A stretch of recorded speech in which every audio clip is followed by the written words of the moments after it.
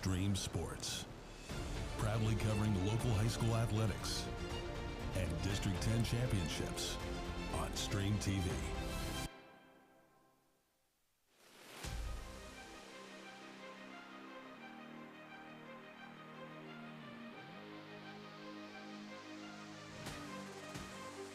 Welcome to Stream TV's coverage of the Franklin Knights.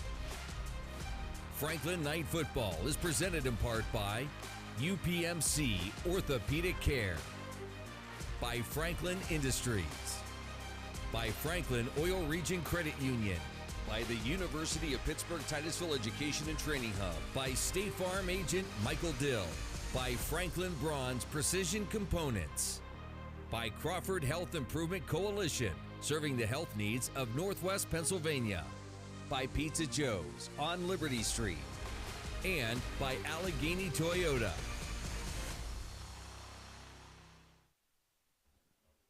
And we are live from Franklin, Pennsylvania for tonight's matchup featuring the Lakeview Sailors against our Franklin Knights.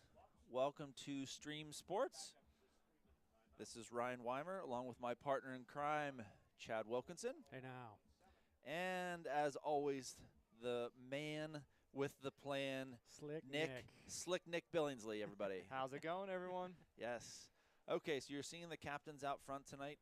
This is the last game of the 2023 season. It's been really a tale of two halves. Two halves of the season for sure. Yeah, I mean, this group has played under Turk since he started here. Turk's Correct. First year here, all these seniors were freshmen.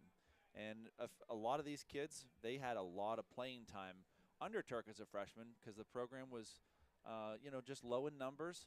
And our kids, Chad, were in the mix of playing with these guys. And so a special night for these guys with Coach Turk, their last game with him. The Knights are 3-6 on the season. Now the Sailors come in a lot stronger of a record. They're 8-1. So tonight, it's kind of neat because we've played Lakeview the last couple years, and we get to see some of these guys. And I know a couple of guys in the coaching staff.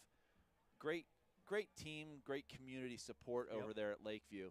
And so kudos to them. But one thing that's kind of neat is that we would share a border of the Franklin school. If you go west of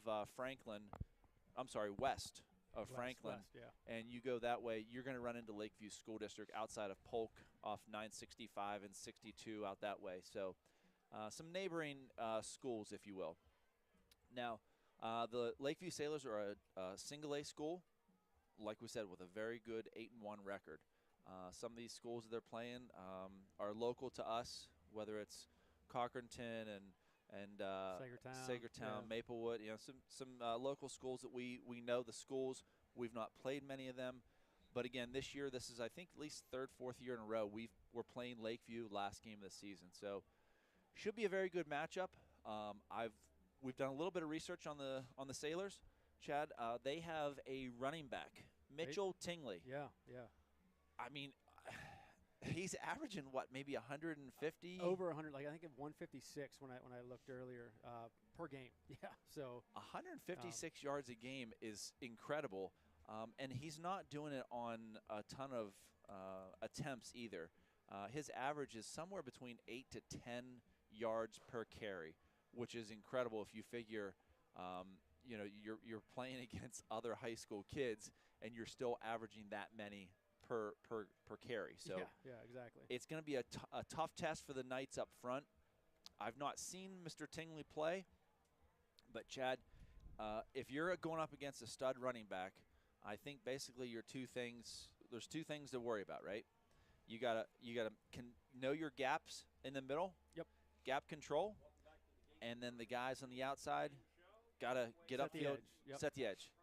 So a couple of should be some interesting matchups tonight. Again, on the edges for us have been strong this year with Alex Weibel, who last week he looked like he had quite an injury. He's back. He's out in the field. He's playing tonight. And then the other side we have Jeremy Cunningham, Old Killa. Yeah. I mean, he had a heck of a game last He did. week. Player of the game. Player of the game. Pizza Pizza Joe's. Joe's. Player of the game. Thank you, Pizza Joe's. My gut's full Oh, and very man. happy. That Philly cheesesteak. That's really good. Pizza. Wow. So so those guys are going to have to set the edge, and then it's going to be gap control up the middle. So that's going to be a good matchup to watch for tonight, I think. Sound tackling is what's going to happen tonight as well, because this Tingley individual has the game-breaking speed, Yes. as well as the toughness. And Lakeview's very tough up front. You have to beat average. One rusher averaging over 156 yards a game. Yeah. You got to have a pretty good offensive line. So Yeah, and so also, with that comes, we got to make sure that our guys wrap up. But if we can somehow jar the ball loose, I think one of the keys tonight is on defense. Can we create a turnover here or there? Last week you saw a lot of interceptions. I can't imagine with a team that has this kind of record Yep. and success running the ball, is going to do a ton of air attack. no. That's kind of a strong point for us is, we have some seniors between Cole Buckley, Drayden Payne, Al Weibel. but I'm saying like some of the guys in the backfield, Oh, the defensive backs. defensive Okay. backs, Yeah. yes. And also, and Bryson Watson. We got speed, athleticism back there. You really got to be careful when you let that ball go up in the air against the Knights. So that's been the key to our victories. Even if you go back as far as Warren, is our turnovers. Yeah. Again, we've stressed every game. Let's not make the mistakes and hurt ourselves. We do that enough. We don't need help to lose these games, and we've done a very good job kind of since then of really keeping control of the ball on offense. Yep. But making the turnovers on defense, because the Cash game last week was a very close game up until after halftime, and then the turnovers just started happening, and then that's when we kind of put it out of reach. Agree. So that's a big key, I think, tonight is who wins the turnover battle. If we turn it over once, can we get 2 turnovers from Lakeview? Yep. If they turn it over once, can we just make sure we don't have any turnovers? So that's, to me, one of the big keys of the game. And also the tackling, got to have sound tackling, got to get low. Now, Mr. Tingley, he's 5'8", 185 pounds. That's pretty compact, dude. That's a little fire plug. Oh, yeah. So, he's not super tall, but I'm guessing he is going to be one tough kid to bring down. Yeah, because he's going to hit the hole low, Yep. and that's going to be the problem. If Franklin tries to take him on high, Yep. they might just get run over. Yeah. So a big key matchup for us tonight for Franklin against Lakeview. We'll take a break right now, come back, we can talk about the defense.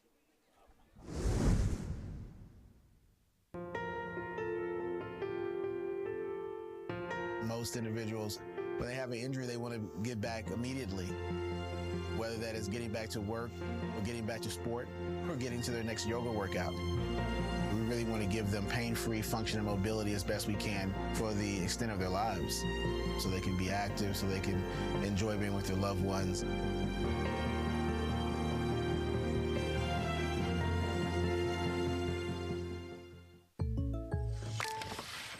Jake from State Farm. We have to know. Yeah, these are State Farm pajamas. No, what if we have to talk to somebody about our policy, but it's late at night? Call us 24/7. Great, because what if someone still calls his mom for everything? We'll walk you through everything. At State Farm, we're there for your what-ifs. Oh, yeah, Mom, everything's great. Yeah. I mean, not my mom. Like a good neighbor, State Farm is there. Call or click to get a quote today. Babies require persistence, patience, a sense of humor, and protection. That's why nearly all parents choose immunization. It's safe, proven protection against 14 serious diseases like measles and whooping cough. So give your baby the recommended vaccines before age 2 and get a little help in the protection department. For more reasons to immunize, talk to your child's doctor or go to cdc.gov/vaccines. Franklin Oil Region Credit Union has 2 convenient locations to serve their members, 101 North 13th Street in Franklin and 25 East 1st Street in Oil City. Did you know that becoming a member is pretty easy? All you have to do is live, work, worship, volunteer, attend school, or just conduct business in Venango, Forest, Warren, or Crawford counties. Stop in and talk to us about all the benefits of becoming a member. And best of luck to all the students and athletes this fall from Franklin Oil Region Credit Union. And we're back for tonight's matchup. The Lakeview Sailors come into town against the Franklin Knights. So, Chad, we talked earlier about the offense of Lakeview, which is pretty potent. So the offensive for Franklin, I mean, since Cole Buckley's been quarterback, we're 3, I believe it's 3-1 is the record as well. Yeah, we've won 3 out of 4. Yeah. And I'm not saying anything against any other quarterback that's been there, but one thing that helps Franklin, obviously the strength of schedule that Cole's been quarterbacking has been a plus for him. But Cole's ability to move around and still keep an eye downfield, but not just move. When he moves fast. Yeah. He's so athletic. That's the thing. Like you said, you don't want to, diss any previous quarterbacks or anything. The offense has completely changed. The whole schematics, the scheme, everything has changed because before when Buckley was receiver, we were trying to throw him the ball no matter what. You get him the ball, get him out in space, and now we've become kind of an RPO, run pass option. Cole doesn't see anything out there. He's tucking it and running, and that's what makes us very dynamic since he's taken over. It just adds that kind of triple threat to Franklin now. Yeah, it does. And I know last week I saw in the paper he had over 200 yards, all-purpose yards. So it's one of those deals. And not to mention 2 fantastic interceptions. Oh my gosh! Those one-handed Odell, 2 of the Beckham. best all season. Yeah. Yeah. I mean, he's just made some awesome plays, and he's someone we're going to miss watching play, but also he's just an athletic freak that it's fun to watch. I mean, but he's just a great kid as well. So, and again, another change from a while is Bryson Watson. Yeah. I mean, he has really come into his own as far as if you're not familiar with the program. Bryson has been a wide receiver since I believe 4th or 5th grade. Yeah. And now he is a running back. And, the big difference is a running back, instead of, wide receivers, they just got to get to the outside and just outspeed everybody. Correct. When you're getting the ball handed off and you're running like A or B gap, you're Buckle up. Buckle up, Buttercup. That's right. Now, one thing that is great for Bryson is he's got one of the biggest blockers in Al Weibel. Yeah, fullback. Big Al, I mean, he's been great this year. It's a real treat to see him because not only is he blocked for him, but sometimes Big Al gets the ball. He does. And I'm telling you, I know for a fact if I'm out there and my gap assignment is B gap and Big Al comes B gapping at me, I may just take and say, I'll go down low and do a little barrel roll, and let's just hope I trip him up. Let's make a pile. Yeah, that's probably the best thing you can do. It'll be interesting to see, though, what Franklin does tonight because Al's a little banged up from last week. So I don't know if they'll be handing him the ball a lot just because, you're going to get shots at your knees, especially running the ball. So they might just utilize him as the blocker. Mark, if you can hear me up above, come around midfield. I'm not sure the situation, but I think it's pretty cool that looks like a football player is pushing somebody in a stroller. So I'm not sure the significance of that. That's actually my wife's cousin. Oh, nice. Yeah, okay. and he's been a part of the team. I think, if I understand correctly, I think it was a game last year. They actually got him the ball kind of in the game and let him do a run with it. That's so, awesome. That. Yeah, Yes. So he's been a part of the team. His name's Finn. Like I said, it's my wife's cousin. I think it's his or her second or third cousin. But, yeah, really nice family, and it's really awesome that he's a part of the team Shout for out sure. to the Lakeview Good Sailors, job, Lakeview. the kids, the staff that's helping this because, that's not always the easiest thing to do right before a game to have somebody out there like that, because, he obviously needs assistance, but obviously he's a big part of the team, and yeah, he's very well received. Yeah. Just what I know from my wife, they really enjoy him on the team, and I know he loves it. I know he loves to be a part of it. That's great because, you know, there's so much more to this game, and you guys played. There's so much more to it than just touchdowns, tackles, sacks, interceptions, fumble recoveries, and whatnot. There's a lot there, and I think I'm guaranteeing that boy has touched a lot of lives. Absolutely. When he's been out in the field. So, sorry, I just want to take a moment just to recognize that. That was a pretty special moment for the Lakeview Sailors and their staff. So, let's take one more break before we come back. We got about 10-15 minutes before the start of the Lakeview Sailors coming in to Franklin Knights. Franklin Bronze has been a leader in manufacturing in the Franklin community since 1985. With in-house tooling and castings machining, Franklin Bronze can deliver parts fast to a number of industrial sectors, including oil and gas, marine, steel, and many others. Franklin Bronze is currently looking for motivated, talented, and educated individuals who are interested in working in a dynamic environment for a growing company that values its employees. Visit our website to learn about our career opportunities. And from all of us at Franklin Bronze, go Knights!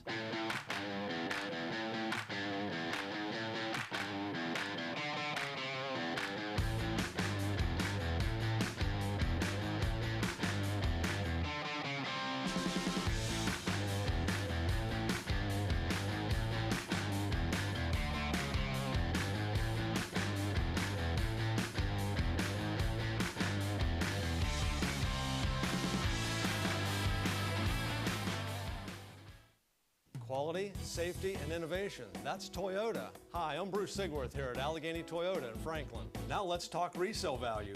Toyota consistently ranks in the top 10 in resale value, and 3 of our vehicles rank in the top 5 according to KBB.com. That research shows 4Runner, Tundra, and Tacoma maintaining a 60% or higher retail value over a 5-year period. That means you could get thousands of dollars more for your Toyota than any other brand. We're Allegheny Toyota in Franklin. Go Knights! Since 1901, Franklin Industries has been a leader in steel manufacturing in our region. We started our journey making steel rails for the railroad, and we're still going strong today. Franklin Industries now manufactures steel quality U-posts and T-posts right here in Franklin, Pennsylvania. We take pride in the strength and durability of our product, and we take pride in the strength of our Franklin Knights. We're proud to support our community and Franklin athletics. Go Knights from Franklin Industries.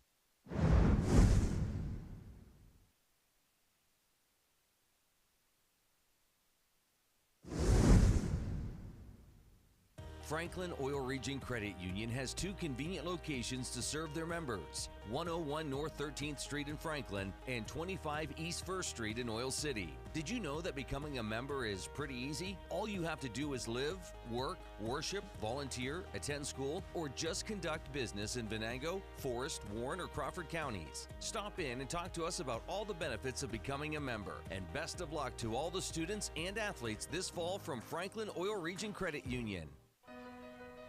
Keeping your kids healthy is the first step to protecting their dreams. When you keep them safe, there's no limit to how far they can go. Nothing is out of reach. No mission? Impossible. Give your son or daughter a better chance to see their dreams come true. Give them the HPV vaccine at age 11 or 12 to prevent HPV cancers later in life. Hey, Jake from State Farm. We have to know. Yeah, these are State Farm pajamas. No, what if we have to talk to somebody about our policy, but it's late at night? Call us 24/7. Great. Because what if someone still calls his mom for everything? We'll walk you through everything. At State Farm, we're there for your what-ifs. Oh, yeah, Mom, everything's great. Yeah. I mean, not my mom. Like a good neighbor, State Farm is there. Call or click to get a quote today. Franklin Bronze has been a leader in manufacturing in the Franklin community since 1985. With in-house tooling and castings machining, Franklin Bronze can deliver parts fast to a number of industrial sectors, including oil and gas, marine, steel, and many others. Franklin Bronze is currently looking for motivated, talented, and educated individuals who are interested in working in a dynamic environment for a growing company that values its employees. Visit our website to learn about our career opportunities. And from all of us at Franklin Bronze, go Knights!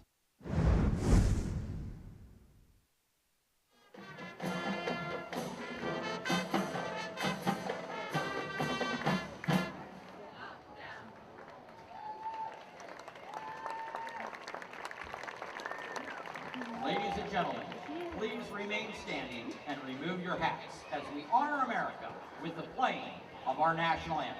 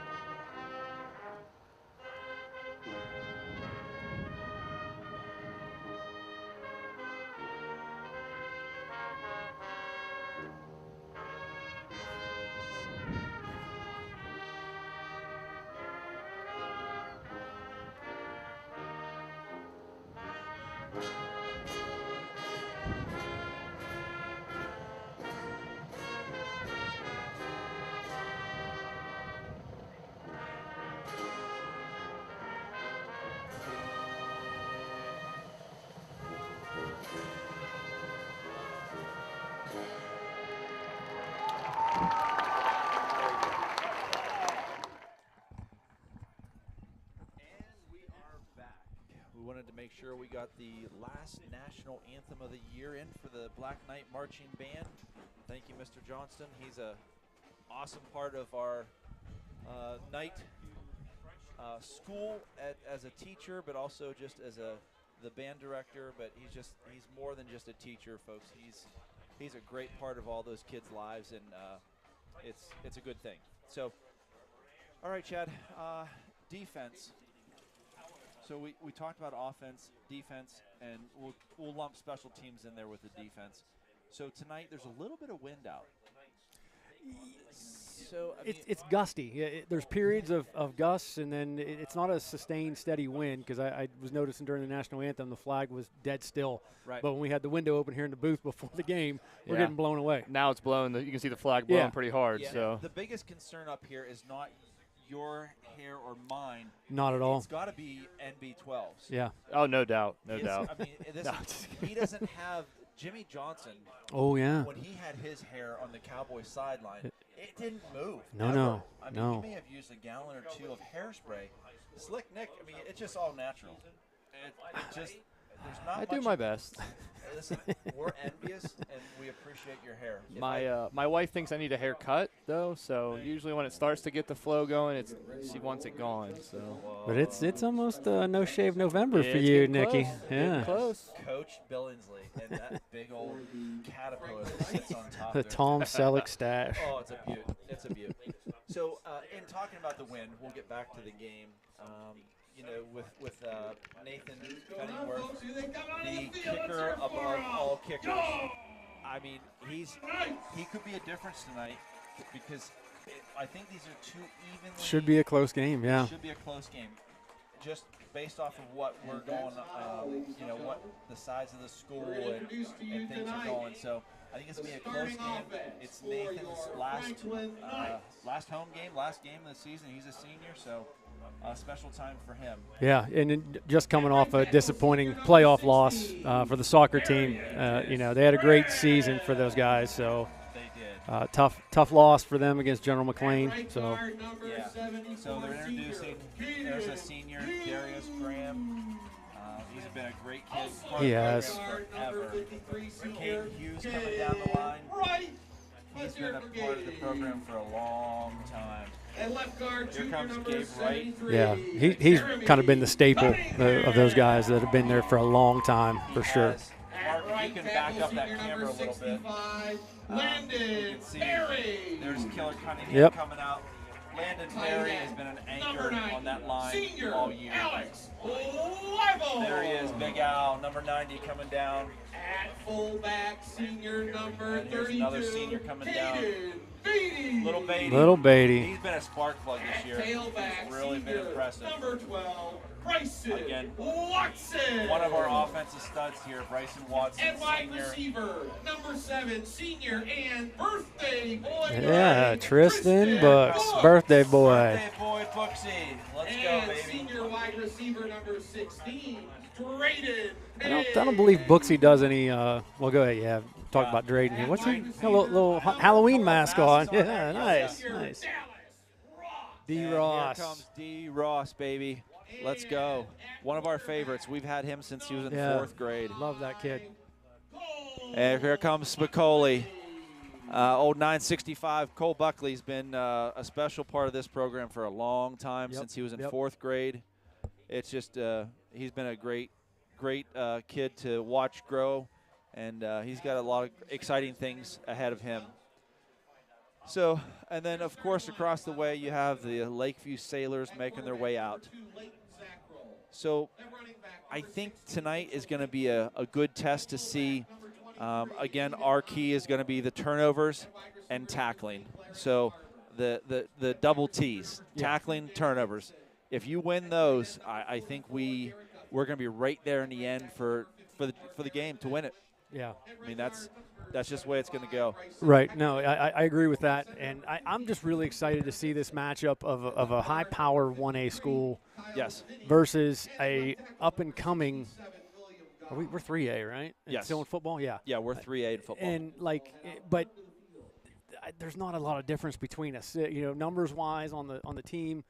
I'm really anxious to see how we stack up. I've always said, we probably shouldn't be a AAA school at this point with our numbers, but exactly. These are the competitive games that we're supposed to have, not your Mercyhurst preps and all that. Yeah. So, all right, we're gonna take one more timeout before the start of the game, and we'll be right back after this with the start of the matchup between the Lakeview Sailors and the Franklin Knights. Quality, safety, and innovation. That's Toyota. Hi, I'm Bruce Sigworth here at Allegheny Toyota in Franklin. Now let's talk resale value.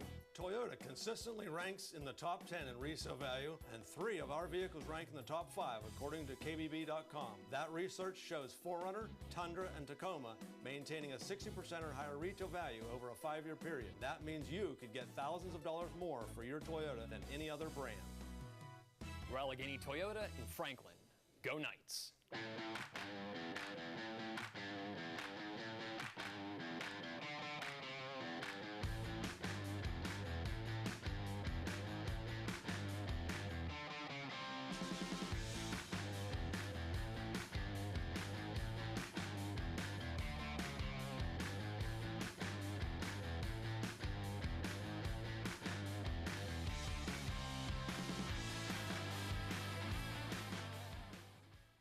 Since 1901, Franklin Industries has been a leader in steel manufacturing in our region.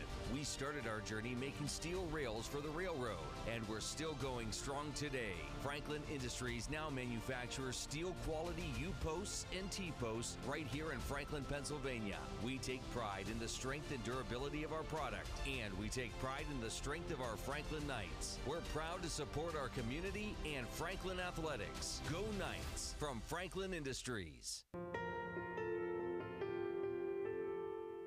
Most individuals, when they have an injury, they want to get back immediately, whether that is getting back to work or getting back to sport or getting to their next yoga workout.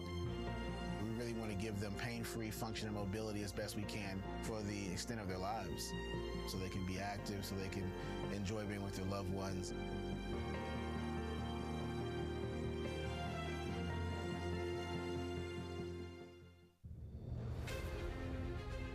Sports welcomes you to the following presentation. And we're back, folks. Here comes the start of the game right. of the Lakeview Sailors against our Franklin Knights. Last one of the year. Last one, baby. So I was telling D. Graham at the beginning of the game, or before the game, hey, you got nothing to lose, man. Wow. 9 yards deep. Golly. But I told him, leave it all on the field tonight. We have a lot of seniors, and I know that they had their last practice the other night, and nice picture we saw. Turk has done in years past is kind of give the seniors the field for a while. Yep, I like that. And that's a great thing, and it brought back memories to me when last year your son, my son were out there and hugging it out, crying and doing all that. That I'm sure there was some tears shed last night as well. And just this evening, our kids saw each other they hurry up and ran over and hugged and high-fived and stuff. So. Okay, so here we go. The Lakeview Sailors starting off at the 20-yard line. Power I formation. There's Mr. Tingley. A moderate little gain there up the middle for about 5. Big hole that he had there. But There I was. think that's part of how we lined up, though. I think we overloaded one side, and I'm not sure if that was a bad read that we called in from the defensive side or not, but we did overload the wrong side on that. So. Yep. So you're going to see, folks, a lot of number 16, Mr. Mitchell Tingley. Very good single back.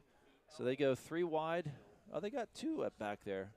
Looks like still running out of the eye. A fullback. Yep. That's Aiden Osborne. Give up the gut. Up the gut. Not much there. Be a couple yards. Look like they're going to still be about a yard or 2 short of the first down. Let's see what they give them officially. Looks like they're officially going to be about almost 2 yards. 3rd and 2. It's a long 2. Oh, well, Spade just corrected me. It's 3rd and 3, folks. I thought it was a long 2. I don't know. It looks like a long 2 to me, but. So we'll see if the Knights can get something stopped here. I mean, they've come out. This would be big. Yeah. And that's what we always said. We didn't get to say it tonight, but Cobra Kai. That's right. Strike first, strike hard. No mercy, sir. That's right. That's how we go. So, again, up the middle, and that's going to be a first down for the Sailors. He's a pretty stocky kid there. He is, yeah. He's a short little fire plug. Yeah. So he's out to 32. And, again, it's a simple the hole's there, and the fullback got the good lead block. Very good. Sealed Gabe. Yep. So, looks like some good controlled offense here. See if the Knights can maybe get something up the middle there and stop Tingley for rushing again. Trips. Looks like going trips to the right. All right, let's go. What? No, it was a substitution. Oh, my bad. I thought so too. I'm like, going trips. All right. Yeah. Zackrell takes. There he goes out to Tingley. Good stuff. Is Very that Booksy? good stuff. Yeah. Yeah, Booksy stepping up. Booksy, let's Birthday go, baby. Boy. All right. Yeah. So that's only a gain of about 3. That was because if Books didn't come up and step into that one. Yeah, he was going to get some yards there. Yeah, for sure. Yeah, there was a lot. And I think, that's the key is, like we said, the tackling has to be there tonight for the Knights. You know? And our guys up front have to do a better, not a better job, but have to do a good job today of slowing him down. Because if that individual can hit our second level with the head of steam, with as compact as he is going to be tough to bring down by our lighter, 100%. DBs. So Yeah. So they go 3 wide here. Low option there. Oh, look at Zackrell. Wow, that's going to be a first down for him. Shifty Zackrell, guy, very, very shifty on that. Number 2, that's Leighton Zackrell. Looks very, very athletic. Yep. Smaller kid. He's not the most intimidating. Boy, is he quick. Yeah, very, very shifty. Quick, Yeah. light on his feet. Yeah. So it's going to bring it out to the 45-yard line. A first down for the Sailors.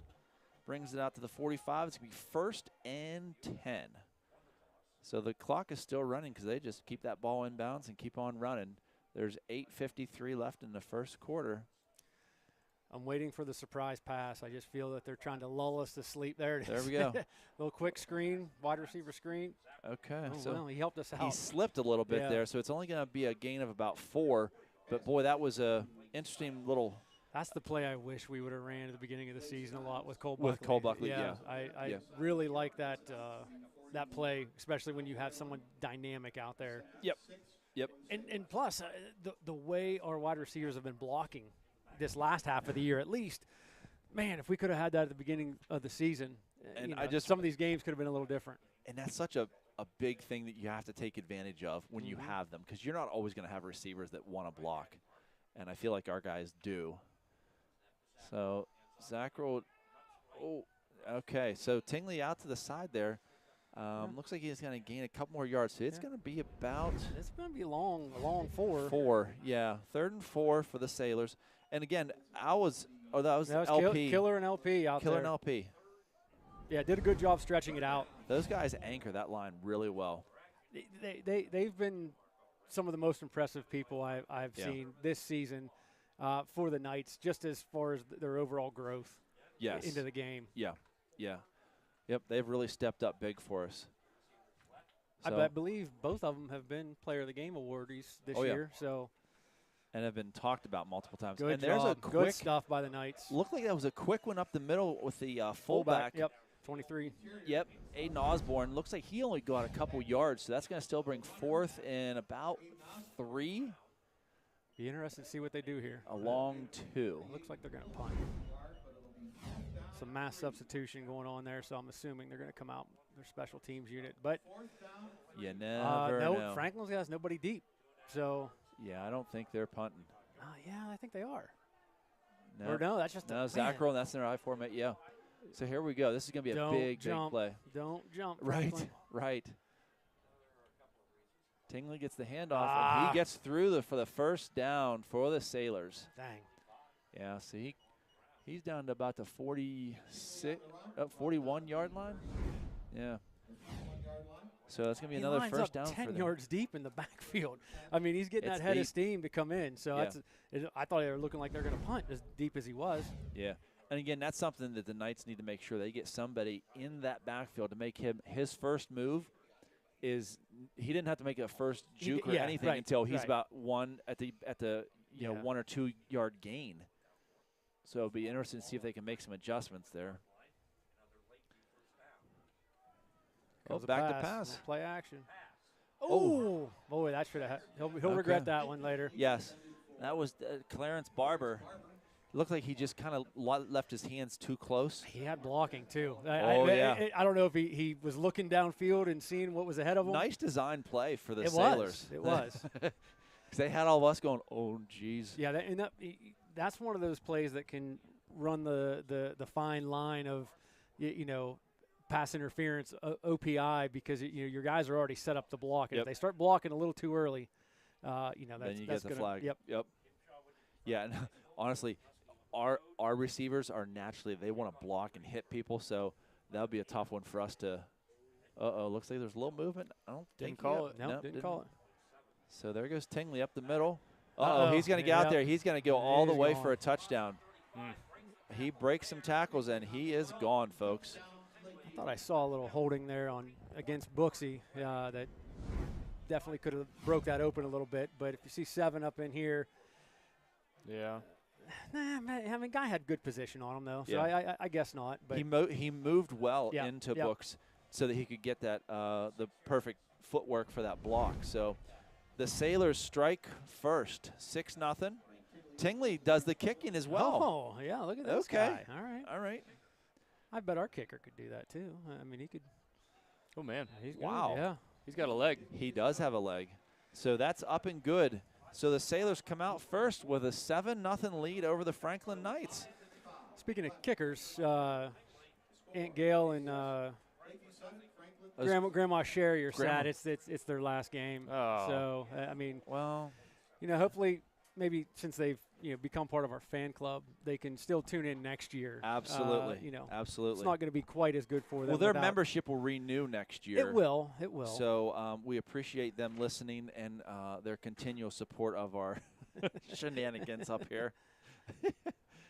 Okay, so there's 5:55 left in the first quarter. The Sailors are up. So, I mean, what we saw there, Chad, they passed a little bit more than what I originally thought they were going to. They're probably 80% run, 20% pass, Yeah. which but that run sets up the play action so well. It does. I mean, that's. Yeah. That's the thing. But it doesn't appear, though, I mean, that their quarterback's shifty, but, I mean, he's definitely not shifty as Cole, or at least I don't see that yet. So if I were guessing, he just size-wise, he doesn't present himself as a upperclassman. I'm going to look on the sheet here. Yeah, he's a junior, 5'9", 127 pounds. So he's not super heavy in That's the britches. A lightweight, yeah. Is that a nice way of putting it? He's thin. So look at that. Tingley's got a leg, golly. too. That's a live ball. I think as soon as it touches. Oh, even if he makes contact, I didn't know that. Yep. Yeah, so Tingley putting on quite a show here, folks. Yeah, I mean, pretty well-rounded. I mean, we're going to see him on defense, too, I imagine. Yeah, he's a middle linebacker. Yeah, I was going to say, he's got to be looks built like for one. That. Yeah. Oh, he is built like one, like too. Zach Thomas, the old Miami Dolphin. Oh, You yeah. know. Boy, he could hit. Yeah. So the Knights will get it to 20-yard line. They're down 7-0 to the Lakeview Sailors. Beautiful night out here for some football, folks. It's been a while since Franklin's gave up an opening score. Yeah. You know, we've fortunately we've done well, at least right off the bat. But so we'll see what we got going here. Yeah. So again, Buckley double wing here. Yeah. Interesting. Oops, looks like we had. I wonder if we didn't have enough on the line there. Not sure. Yeah. But it was before the snap. Yeah, nothing on the. I didn't see any movement, so it had to be an illegal formation type thing. Some sort of formation. But so that's going to take him back probably to the 15-yard line. 1st and 15 for the Knights. That looked good. That quick pitch to Bryson. It looked there. I mean. Well, yeah, because I mean you have those two the two wings were there to block. Yeah. Oh yeah, they're ready to set the edge and go. So Buckley, the senior, out there, takes a snap, goes back to pass. Big Quick Al, little one all out to right. Big Al. I like it. Look at him And rumbling. He is all going. right. I love it. Anytime you get Big Al the ball, that's a good thing, folks. So and we haven't gotten him involved a lot in the passing game lately. No, you you're know, right. Unfortunately, because moving people around and him becoming more of a fullback than tight end has yes. limited him on his pass routes, I think. Yeah, so. as my kids would say, facts. Yeah.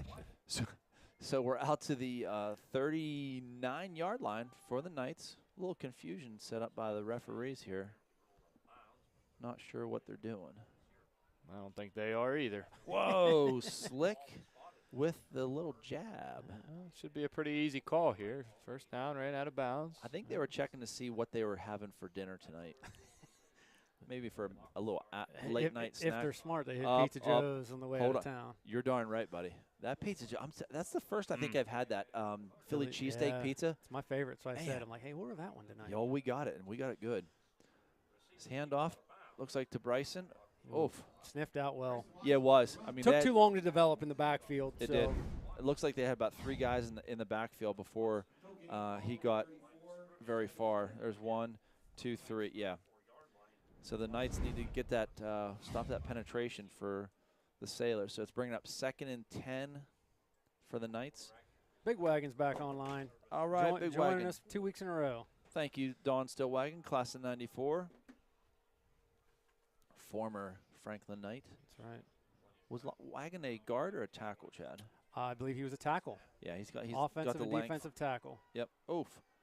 So wow, not much going there for Bryson. Nothing doing up the middle. No.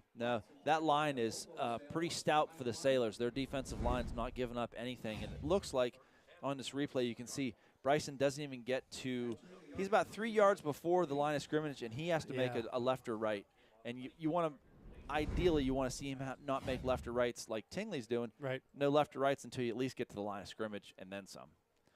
Yeah, their front four are they're stout. Getting some penetration. They are. Right They're doing now. something really well. So looks like the Knights must see something here because Turk's calling for a timeout. So, it could be a little adjustment coming here. Definitely one needed because the run game up the middle is not there like it normally is when you have Big Al leading the way up there. But Al's not able to get to his assignment and hit the middle linebacker because of the way it's going. So yeah. So okay. So let's see what we're at here. We're at 4:29 left in the first quarter. So things are interesting here for the Knights as they're hosting. It's the last game of the season for the Knights. The Lakeview Sailors are going on to the playoffs. They're a single-A school, and they'll know. I was talking to some coaches from the staff. They'll know on Sunday is when the PIAA announces the matchups, if you will, for the playoffs. So the Knights are coming out of the timeout. 3rd and 10. We're going 4 wide. Big Al's out there wide. Cole rolling to his right. Middle looking of the field back left. open. Oh, he's got pain. Oh, baby, come on. Yeah. Yes. Okay. Great eyes. And Drayden Payne, good job holding on to that ball, buddy. That's a great catch. And if he didn't have to just slow down a little bit for that to come to him, yeah, he would have been Cole. scoring. If you look, Cole has to throw back against his body. Yeah, that's a fantastic throw. I mean, that ball's moving 40, 50 yards in the air. Yeah, So, if he could have caught that in stride, it was gone. Yeah, Drayden's really getting some separation in the past couple games here. He's really starting to make some noise out there at that wide receiver position. He had some great plays last game and starting off this one with the same. Here's this double wing. Let's see if they do the quick pitch to Bryson again out of this formation. Yep. So there it goes. Bryson cuts back. They sniffed it out well this time. Bit, maybe a yard or two for Bryson, but yeah, it seemed like the edge wasn't set there, and then he goes maybe like the C gap back inside a little bit there. So that's. I thought they were going to try and seal the edge and let him get around the outside and get some speed. I believe that was the intention of that play. So it's going to bring up 2nd and 8 for the Knights.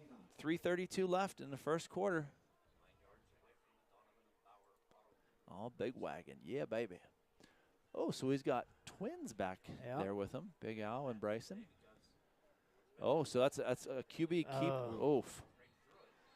There was nothing there other than 2 Sailors. Yeah, no, I think this might be a game where we have to try to utilize our speed on the outside. Yeah, because they must be. They're tough up front. Oh, boy. They're not overly large, but man, they're tough. They play large. I'll tell you what happens when you play a team like Lakeview. You get some farm boys. Yeah, they bale some hay. And they can put a whooping on people. Yeah, they're tough kids. So we're going to see, looks like trips left. Yep. Giving Al a pretty big cushion there. They are. Buckley takes a snap. Run the out. Cole's running to the right or the left. He's going to get that it. first down. Yep. So, again, there's the athleticism. And the thing is, I know Cole's fast and he can get to the outside, but he can also outrun people while still looking upfield. And that's such a part of the basketball player in him too. Yeah. I mean, he can see the court and, not looking down at his dribble. Exactly. Yeah, exactly. There's a huge difference there, for these athletes. So Cole getting us the first down there. And the line did a good job. There wasn't a whole lot of pressure up front. It was maybe like a little coverage, Good job by the Sailors for their coverage. So now we're going trips to the right. Try it the other way. Yeah. Again, he rolls to the right. Looks like a little design keep there. Yep, he's got the edge. Got a couple yards there. Get out of bounds, Cole. There you go. I hate seeing Cole taking too much damage. Just get out of bounds, Cole. Agree. You're 1-on-7 here. Yeah. Just get out of bounds. Yeah. But he has found that new confidence where he's not just going to go out of bounds. Like normally he'd just kind of go down here. Now he's going to keep fighting. Yeah, he's not afraid of anybody anymore. No. Cole's coming into his own here as far as strength and his hitting ability and taking the hits. So that's in I hope this transitions over. He's a great basketball player already. Oh my! But the aggressiveness that he's gained this year in football, I can't wait to see it on the basketball court. Yeah, and he's a monster on the offense and defensive boards. Oh, the glass, yeah. He's a monster. Just call him Windex because he's cleaning the glass. Bryson, he's got a block. He's got it. He should get this one. Yes, sir. Yes, sir. Okay, touchdown, Bryson Watson. Great blocking. Just a great play for the Knights. I mean, everybody did their assignment. If you watch the replay, it looks like, is that 32? Beatty out there lays one block. Killer There's pull. Killer and Big Al. I mean, they just set it up great, and Bryson had to outrun a few guys. Good play by the Knights. That was awesome. So with 2:16 left, the Knights strike it. It's 6. What a fast to 7. first quarter. Yeah, it was. I mean, each team's had the ball once, and we're almost out of into the second quarter. So now Nathan on to kick. Nathan Fenningworth on for the point after. I think everybody knows by now who he is. Up and good. And up and good. Perfect. Man. All right, what a game. This is it. This is as advertised, I'm not sure it was advertised highly on ESPN or Fox Sports, but in my talks with Chad in the morning at Prime Fitness, that's right. We were, we're getting kind of excited for this because it's like, this is going to be a good game. We both feel like, I know the Knights' record's just 3-6, and obviously the Sailors are 8-1. So, that doesn't look like a matchup on paper, but you're talking about two different sizes of schools, and so I kind of feel like if you're playing down a couple of classes, you should be better. Yeah, no, that's what I said. To have a competitive game.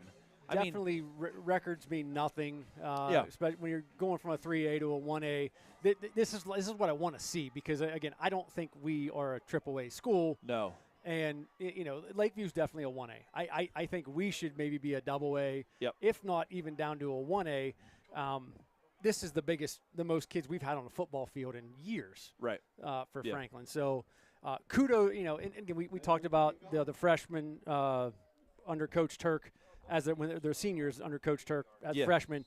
Kudos to them sticking this out because there were some dark years of rebuilding this program to finally get some success. And it's no shame on anybody, but when you're losing 20 games in a row, I'm not sure, Chad, and again, a great kick by Nathan Fettingworth. The ball goes into the end zone. If I'm playing a sport, Chad, and I lose 20 in a row, and you only have 10 games a year, those are some long practices. Oh, yeah. It's just a long season overall. Oh, my golly. So, these guys, and they've been working hard in the weight room. Some of these kids have really transformed their bodies. They have. From when they were freshmen and sophomores to now, seniors. Hats off. They put in a lot of hard work. Let's see if the boys made some adjustments here. Yeah. Because, it could be a high-scoring game. I mean, Lakeview's put up, 30 points on average a game right now. So one thing I noticed out there, 75, Caden Kaselka is out in the middle with K-Hut. Okay, so there we go. Nothing. Oh, he's a little shifty guy. Squirming out of that. Yeah, so he's going to get a couple yards off that. And it looks like actually 69. That's Riley Toledo. I'm sorry. Riley Toledo's out there with Kaselka. So that's the middle. Some underclassmen. So that bodes well for next year. Absolutely. And again, Riley is a senior, Riley Toledo. But Kaselka, again, he's a freshman. And he has been a workhorse as a freshman. He's getting a lot of playing time. And he has tough playing time. He's not just out there, as a receiver running some routes. He's hammering guys, and guys are hammering him. So up the middle, Tingley gets it. It looks like he's going to be about 3 yards short of the first down. Going to bring up 3rd and 3 for the Sailors. Yeah, very similar to their opening drive. So here comes the heavy. There's K-Hut in and Cole Buckley out. Like to refer to him as Spicoli, the one and only. So it looks like this is our heavy formation. Yeah, they definitely got some heavies in there. Killa's back out there too. I saw. LP was kind of man the edge. So they got quite the heavy guys on the line. It's like right goal there. Line D. It is. Now what's a little scary though is we have no safety over top of Cole Buckley. So Tingley out to the side. Yeah, good stop. Very good stop. So it doesn't look like he got a gain there, Chad. Nope. They got to punt this one. I know they went forward on 4th when on the other side of the 50, but this one should bring out a punt here. Right there, 69, Riley Toledo. Killer was in the background there or in the backfield. Interrupting it. Good. Yep, that's what you got to do. And listen, they just brought on a whole different crew out there. So looks like Books is out there. I'm guessing somebody's going to be going back. Looks like Coach Khalil West. Thank you, Khalil. He's done a great job this year. These kids, they love him. Yeah, I know. He's a player's cut. You're darn right. Yep. So their back goes. Is that? Let's see. Is that? That's Drayden Payne. Drayden Payne and Booksy, the birthday boy. All right. So that's the end of the first quarter, folks. Great 7-7 tie. The Knights and the Sailors are locked up in a good one here, folks. It's going to be 4th and 2 coming up. They brought out the punt team, Chad. I don't know. I mean, I'm assuming since the place kicker is Tingley, he might be. He might be the punter. I don't know. we can check out a few things here. They haven't listed as running back, linebacker, kicker. I don't see a P for a punter anywhere. So here's a P. Oh, there we go. Hinkson. Okay. So Senior, Danik Hinkson. 6'3", 181. Yeah. So maybe that's the person that's going to do the kicking. So we'll see how that goes. Boy, what a threat would that be, though, if Tingley's a punter, too. You Oh, never good know. gravy. As deep as he's lining up to run the ball, you know. He'd be a perfect one to do a quick little pooch. quick kick, yep. Yep. Hey, Ian joined us. What up, Ian?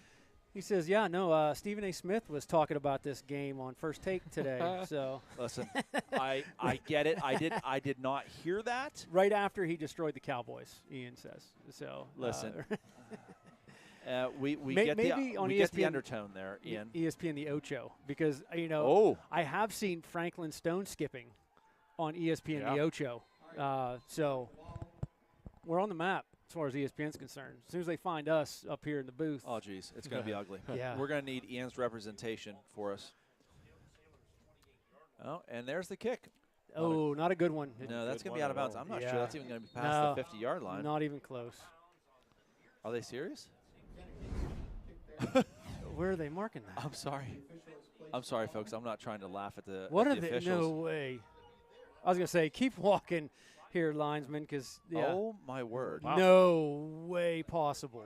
So I'm not sure if you folks saw this, but that ball went out of bounds on and the other landed 45-yard line. At the 45-yard line somewhere. 7 yards out of bounds at the 45. So it had to have gone out at least at the 50. Midfield at least. Wow. That's pretty bad. Yeah, I don't know that I've ever seen one that bad. Listen, a lot of guys have told me that's not good home cooking. Definitely not. Yikes. Definitely not. Okay. So we got two. Okay, again, a design run by Buckley. Nothing there, maybe a 2 yards or so. But again, what they did there, Chad, is they have Big Al and probably, is that Watson back there? And then it's a design run behind those guys.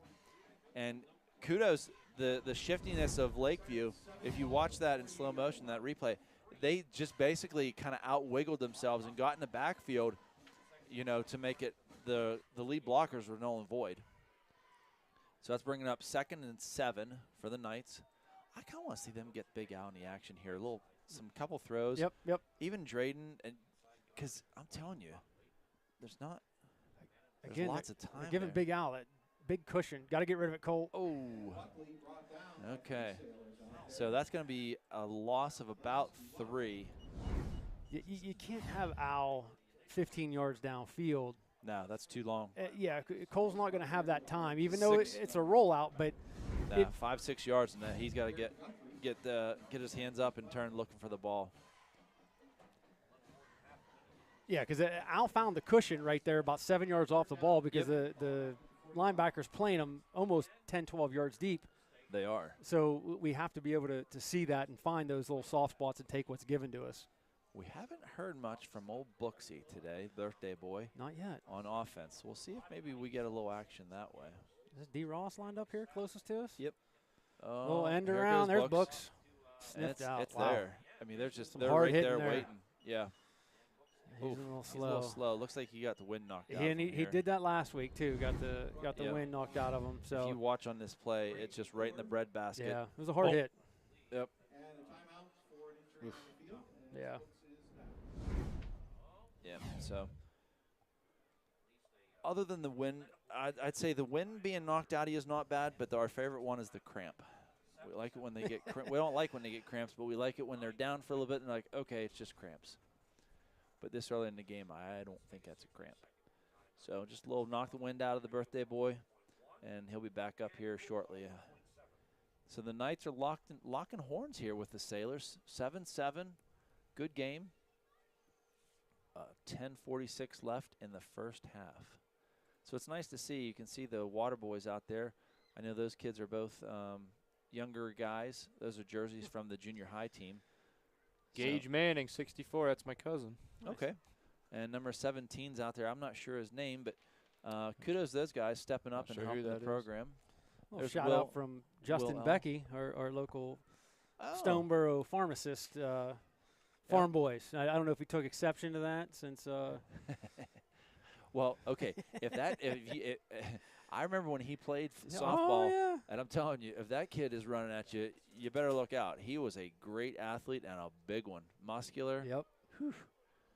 Yeah. So, looks like Books is taking a little bit more time to get up. Looks like they're pulling him up here shortly. So that's a good sign for Tristan. I know it's his birthday today, and we just want nothing but the best for him on his birthday. So you can see the coaches out there. Coach Dave, he's all the way on the right. He's got the special teams job. Okay, Books is kind of walking off a little slow. I got a little hip pointer there too, but because that's more than wind. As gingerly as he's walking, and it's not. Yeah. He's holding a little lower for a rib, so might be a little hip pointer there. Well, let's hope maybe somebody can stretch that thing out. And oh yeah, he's coming off slow here. Sure is. Well, you don't want that on your birthday. No. No. He's holding his hip, right? I mean, is he holding his hip, or is that his? I think, or is that his left arm that he's kind of? Nah, he's walking too slow for it to be an arm. I mean, I think it's definitely a hip that. Man. Do we have Mr. Miyagi for halftime that could go in and do the hand clap? As many times I've watched Karate Kid, I should be able to do it, but I don't think I could. So 4th and 9 is bringing out Nathan Fenningworth. Whoa, there goes that. Good job of getting it off. Nice job. Oh, that's fantastic. Love it. That's awesome. That's athleticism with a leg right there. He had to jump up, get that ball. He's running around. If you watch this, that ball went whoom. You couldn't see a whole lot, but he's running, pow. And very good job. Those are little things that help us out that we don't that's not going to make the paper. No. That's not it's just not a sexy thing, but those are so important because instead of getting sacked back there and taking the loss at the 30, now they're down at 60-yard flip-flop of the field on a busted-up punt play. So. Right. So the Lakeview Sailors are going to have it at 1st and 10 at their 20. I guess if you want to shorten it, it would be Lakers. There you go. Lakeview Sailors. Lakers. Lakers Sailors. Right, I mean, there we go. So here they go. The Sailors have the ball. Zach Rowe at the QB position. That was an awkward statement. Sorry, QB position. Pitch to Tingley. So, missed tackle. Another missing. Another. Oh, he's still on his feet. What in the world's happening here? I think he was down way back there. Yeah, they're calling him down about the 26-yard line. These guys are struggling tonight. Wow. Lakeview fans are about to go crazy here. They're not going to be real happy about that. Can't say I blame him because I never heard a whistle. Killer did a nice job making him turn it back inside, but we got to be right. LP just couldn't get there quick enough. In here. 4. Oh, he was not down. Not even close. Big Al got to bring him down here. Not even close. Still not down. Still not down. Oh, that's tough. Wow. Now there's a tough runner. Well, maybe we never got him down. No, maybe this was a makeup for the 10 yards. They put us back on the punt. Well, they just lost a potential touchdown, 40-yard or a touchdown. Yeah, that was pretty bad. Yikers. Well, we can't really. I don't think they can throw is there a challenge on the? There should be able. They should call us up here and see what we think. We should get a say in this. I'm not voting against that, but now we'll get Gene back. Right. Give him a 4th headset. Okay, so that's bringing up 2nd and 4 for the Sailors. Yeah, Knight's got to capitalize on that gift right there. Yeah, I should say. Okay, clock's running, 10 minutes left in the half. Pitch to Tingley. Oh, there Still you go. not down. Face flag. Yep. Man. Did LP get a hold of that face mask? Well, I'm not sure if he got the face mask. The LP was definitely the one. Yeah, he was on the tackle, but I wasn't sure if he. Face mask or horse collar. I don't know if it was either. I don't either, actually. They see. felt bad for the last one, so. Well, could be a hold somewhere. No, it wasn't face they're mask. calling it on us, yeah. Well, I'm not sure that was even a face mask. But. All right, now we're back to even. Here we go. Yeah. All right, Stripes. Let's call it clean from here on out. Yep. We're even, Steven. Oh, my. What? That's all the further they're giving them? I thought it's 15 from the spot of the foul. I don't know. Don't ask. That was the spot of the foul, but they just decided to give him a first down on that and no yardage. Listen, don't ask. I'm not Gene in the booth. I'm just here to call it. Yep. Does 1A play by different rules than AAA? No, I'm thinking our refs are playing by some odd rules here. Oh, a little counter. Quick counter. That's a nice play. That's there, too. That's going to bring up a first down. That is number 22, Danik Hinkson. That's the receiver that was the, I believe he's the punter as well. But if you watch this, quick, boom, off he goes. And good job out there setting the edge for those Sailors. They really. That was a quick hitter. I mean, for sure. That I just keep getting lulled to sleep by Tingley lining up 12 yards deep. Pitch to Tingley. Pitch to Tingley. Boom. It just amazes me how far behind the fullback he is.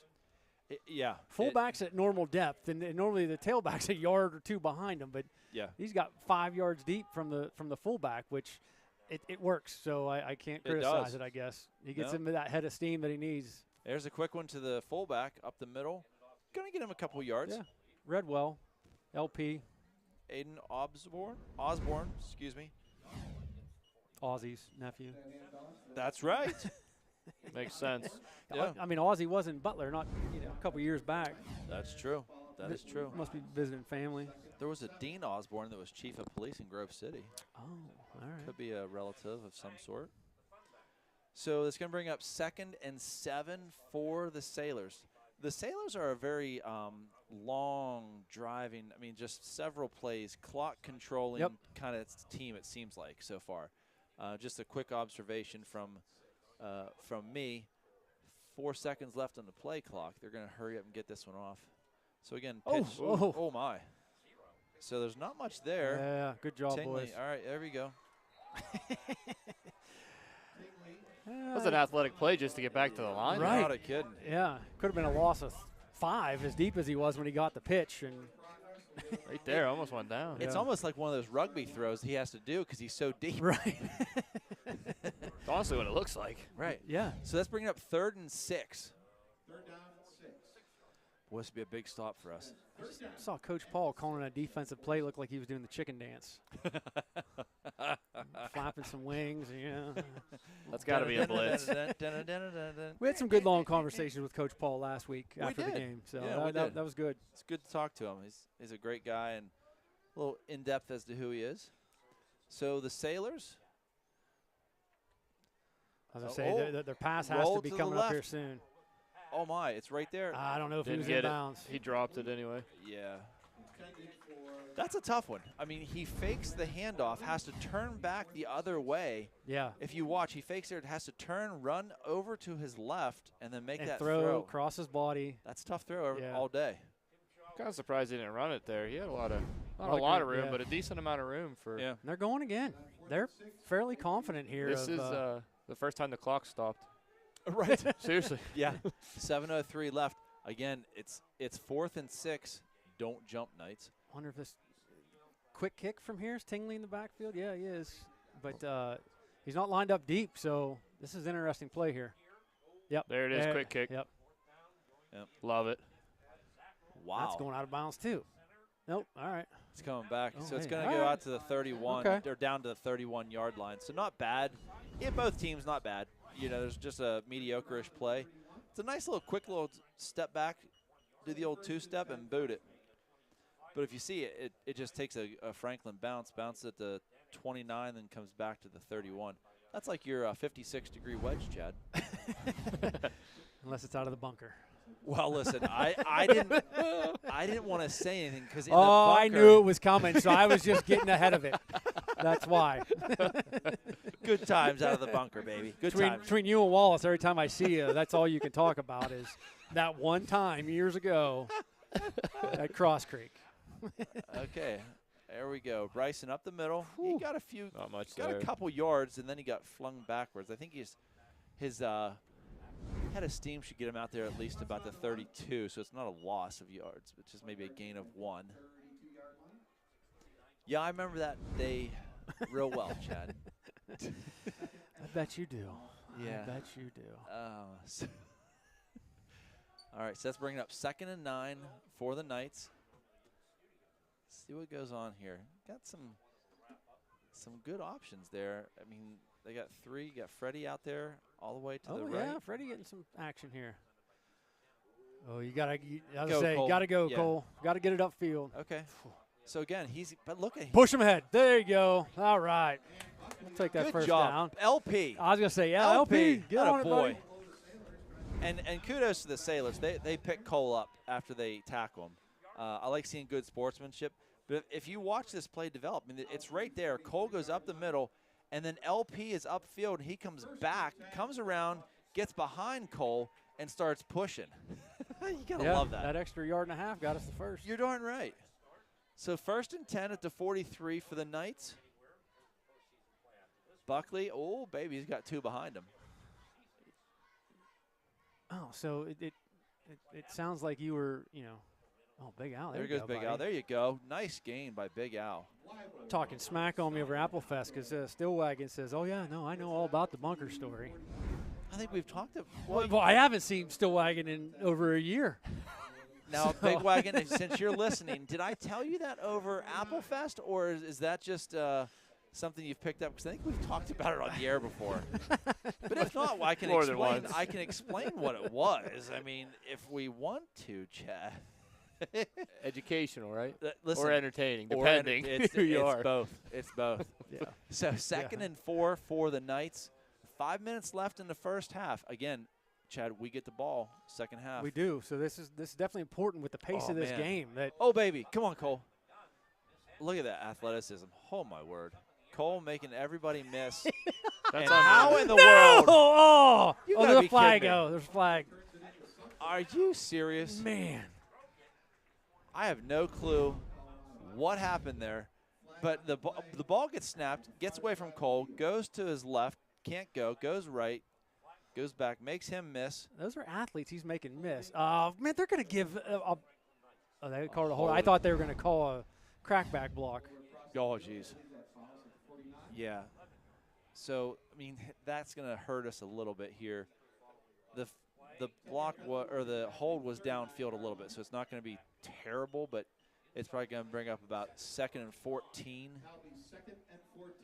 Yeah. I mean, if that's a hold at the line of scrimmage on that play, that's really problematic. But, okay. So the Knights are 4:43 left in the first half, redirecting some traffic. Coach Turk, I don't think, likes it. He's saying timeout, boys. A little confusion looked out there between Beatty and Payne on alignment. Yep. And that's a good timeout by Coach. They have 1 left, and the Sailors, they have all 3 of theirs left. So if they're smart, which they are, they're going to probably keep those for a little while. Uh-oh. Comments? Yeah. Look what you started, Weimer. Oh, they don't know. So it was something that he's heard on air, Chad. No. They didn't say that. Oh, it's something that he's heard. Ian says it's folklore. So, most folklore is not true. Well, listen. So. That is true. Is it raining? I feel like it. You see some people putting on some jackets out here. It might be either rain or else maybe a little wind picking up. I don't know. But it looks like the camera's getting a little bit of water on it. So yeah. We'll see how it goes. I don't think it's raining too bad. Give Mark a squeegee to. Right. Nick's going up. He'll clean that lens for him. Okay, hey, old player of ours, Dustin McMullen's watching.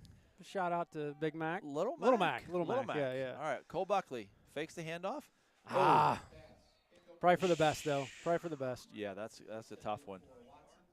Yeah, that's a tough play all the way around. There's too much pressure on Cole to make that play. That's a tough one. All right, so that's going to bring up 3rd and 14. And, again, the clock stops. So there's 4:38 left in this half. And, again, the Sailors have all 3 of their timeouts left. So that's got to be something that we got to keep going. Yeah, because, again, we don't want to give up that last second score in the first half, which first half of the season we were definitely known to do. But we've cleaned it up a lot these last 4 games. And but here's this trips left. Yep, set up left. here. Yeah, little young Freddie Blackhurst all the way. Cole, not much going on. There's a little bit of room there. Big Al's open downfield. Nope. Nope. Okay, I think did he just throw that out of bounds just to couldn't quite see what was going on there. I think he just let Al a little too much, had a little too much hot sauce on it. Yep. Unfortunately, I mean, we're going to have to punt here. Yeah, and again, 4:30 left, and they got 3 of their timeouts remaining. So this is going to be a tough one for the Knights. We're covering the camera up, folks. It's raining pretty lightly, so if you see some stuff across the screen here for a few seconds, bear with us. Nick always on the lookout for the quality. Uh-oh. Wow, good. Oh, that's kick. a nice punt.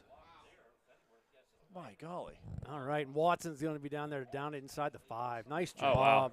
Did we lose something here? He's Nick? putting a bag over the camera. Oh, okay. We might have lost Mark, but we didn't lose the feed. He's working on it. Okay. Nuts, because that was a great kick. So you missed a 70-yard boot, yeah, it's unfortunately. Not Watson, I'm sorry. Nathan Fenningworth kicking it. It's down to about the 5-yard line. Yeah, probably one of his better ones of the year. You know, we talked about him all season about, you know, the things that don't show up on the stat sheet. In a game like this that's this evenly matched, this is huge to force Lakeview to go the whole length of the field in 4 minutes and 19 seconds. So. Oh, Wagon says it wasn't Applefest. Huh. All right. All right, so again, they got to go 95 yards for a touchdown here, but we'll see what the Sailors can muster up. I can't imagine they're going to throw out of this. No.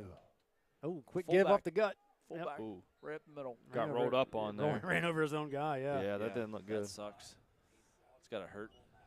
Okay, so he got a couple yards there, but nothing, and the clock's going to continue to run. So I think if I were thinking as the Knights here, it looks like you want to try and maybe just kind of hold it down, and because they're going to let that clock just tick, tick, tick, tick, tick, tick, tick, tick. You guys might have mentioned it while I was upstairs, but Books on the sidelines got his shoulder pads off and a jacket on. We did not. I saw that earlier and was going to make mention to it, but didn't. So, yeah, his night appears to be done. That's too bad. That's too bad. He's a great senior and a good kid, and it's his birthday. Sheesh. Okay, Tingley takes the hit. Okay. Good cut back. Oh, my. Thankfully, again, he ran into his own guy. Again, he's quick. He is. And he gets that head of steam. He's tough. He's a big, strong kid. Yeah. I mean, right here, he takes that boom, boom, right there. Yeah, he cuts back. Good hard cut, yeah. Yeah, and then runs over his own guy. Thanks for the assist. Right? Because if not, he definitely had a first down. Oh, yeah. All right, this is big. Franklin can stop him here. We've got enough time 3rd and 2. to try to mount a score here. So they're going Twins to the right. This might be the play action pass here that they run. Oh, no. Right up the middle. Little tush push. Yep. Oh, bring him down, boys. I was going to say, I couldn't tell you where. Oh, there he's still going. It's going to be close. The far side judge gave him a spot right at the line, so. That's probably going to be that's a first down. I'd ask for a measurement at least. I mean, that was. Who has? Yeah, number 2. Yeah, he squirmed out of there. Yeah. He's shifty. He's squirmy. Yeah. Squirmy and shifty. Like a greased pig trying to tackle him. Yeah, not fun. All right, so 3:30 left. I mean, they're Lakeview's. I'm surprised they're letting the clock just keep on ticking. It's not going to stop for the 2-minute warning or anything. They're just going to keep on going here. So again, good game here. I bet they get a good gain on this one. I guarantee you they start calling timeouts. So I think they're just kind of slow playing it, thinking they might not get out of this bad field position. Okay, here's the pass. Drop back. Going deep. Oh, no. Oh, just out of the reach. That was just a 3-step drop, straight fade down the sideline, throw it. There wasn't Blake a lot Skiles, to that. He wasn't open by a ton. He had a little bit He of got room. a step on Drayden. Yeah, he had a step on there. But, I mean, that had to be a perfect throw to land that. Yeah. So that's going to bring up 2nd and 10, but that did stop the clock, which is kind of what I've been referring to here. If I'm the Sailors, I want to do something to stop the clock here. Because, again, they do have 3 timeouts. And obviously they have a good athletic kicker in Tingley. I don't know how long he can kick, but he can sure do a lot of other things. All right. So 2:05 left. 7-7. Tight game here for the Sailors and the Knights. Kind of in a big formation again here up front. Tingley up the middle. Breaks a couple of tackles. A few. Yeah, they might be calling timeouts now, I think. Yep. Did they just call? Or no, I'm sorry. They're just whistling it dead to move the chains. I was going to say, I thought. Yep. But if you watch this, I mean, it's the slightest movements for him. I mean, we have somebody right here. Whoop, whoop. Again, it's the arms. You're going to have to lower a shoulder, and he's too strong for the arm He tackles. has to have some really strong legs. I mean, they look like he looks like he's just so strong out there. And when you get one of those compact, strong kids, yeah, you got to put the shoulder pad into the knees and hips. All right, so Twins Sailors, $1:25 left in the half. There's Back the to pass, looking left. Duck. He's got him. nobody. All right, get down. Payne? Yep. That's Payne. All right. There we go, boys. All we right. got time. Minute 16, one timeout to go. And we got a leg. We do. I was watching Nate make 50-yarders pregame. Serious? Yeah. Yeah. Golly. For as good as that first throw was, that one was not very good. That was Definitely just in not. between the two guys. I originally thought, like, wonder oh, if we got burnt something because slipped I or saw something. I don't know. Yeah, it was like an end-over-end pass. It looked like a punt. Yeah. So maybe the Knights can capitalize on this. We'll see how it goes. Sure would be nice. We get the ball back at half, so that would be a great thing for us. Yep. So closest to us out is D. Ross, Dallas Ross.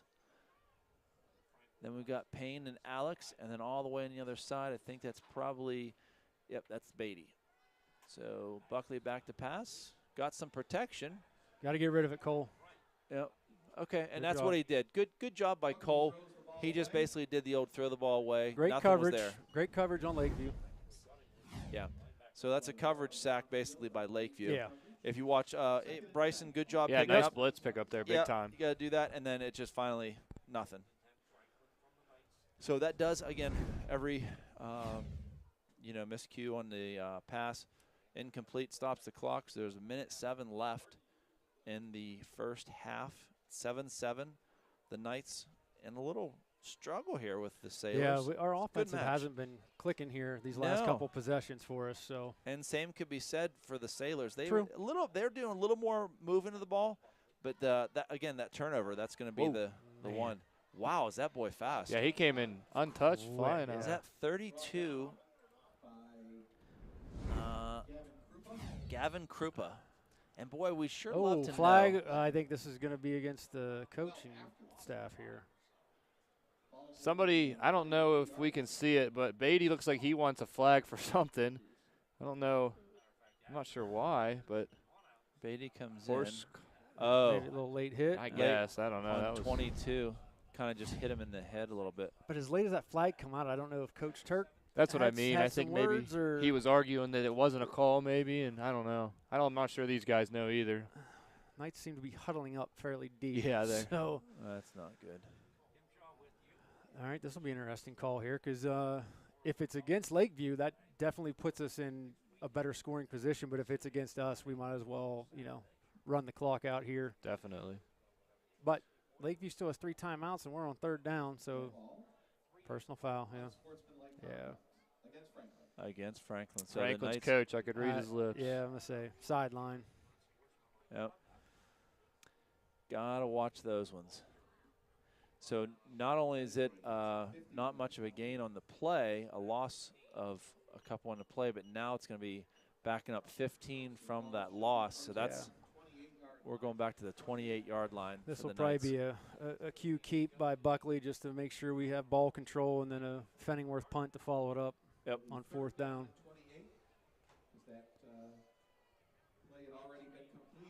So if anybody's out there listening, if they could give us any information on the Lakeview Sailors, Gavin Krupa, the Franklin Middle School, we had a guy, Mr. Krupa, who was a math teacher. Oh, coming out with a pass. Nice Surprise. catch. Okay. So I'm just wondering if that's a relative of Mr. Krupa's. Yeah, it was Gary Krupa, I believe, was his name. Was Mr. Krupa. Yeah. His name was Gary. Okay. Yeah, I know it was middle school. I want to say, was it 7th grade? 7th grade math. Yeah, I know it was math. Yeah. Okay. So a nice little game by Payne on the play. So it's 4th and 21. That's about a mile. Yeah, it's about a half a mile. That's getting up there. So I'm imagining Nathan Fenningworth's going to come on for the kick, and obviously he's going to kick it away from anybody and just hope that they realize with 40 seconds left, you're not going to – that's a tough one, especially if you're all the way down there. You know, we'll assume Nathan's going to kick it inside their 30. Yeah. If it's inside their 30, if you turn over the ball, that's an easy kick for Nathan. He's got obviously a great leg in Pennsylvania for a kicker, so we'll see how that goes. Let's hope the snap's a little better this time. Yeah. So they got 2 deep now for the Sailors back there. See a lot of teams against us starting to do that with Fenningworth's kind of rugby-style kick. It's a smart move. Oh, 100%. Another one. Another high one, but he got it barely. Oh, I think he got tipped. Yeah, that definitely got tipped. Can we see that, Nick, if you got that instant replay? Should have. I want to say that was partially blocked because that ball just did not go anywhere. Yeah, it came out odd. Number 24. Yeah, Yep. 24. That's a great block there. Luke Kolonsky. He's an athlete too, though. He's the fullback and middle linebacker. Outside linebacker on the sheet here. So, So they only have to, I don't know what kind of kicker they have. I mean, we know he's a great athlete, but I don't know what he can do distance-wise. But they're going 4 wide, Chad. So the Sailors have 38 seconds left in the first half. 7-7 tie with the Knights. They're going to try Here goes a quick one. It looks like he's going to have to keep that. And no, he's going to throw it. Oh, you got to get a first down out to about the. Wow. Good athletic play. Yeah, either the 49 or 50-yard line. Yeah. Wow.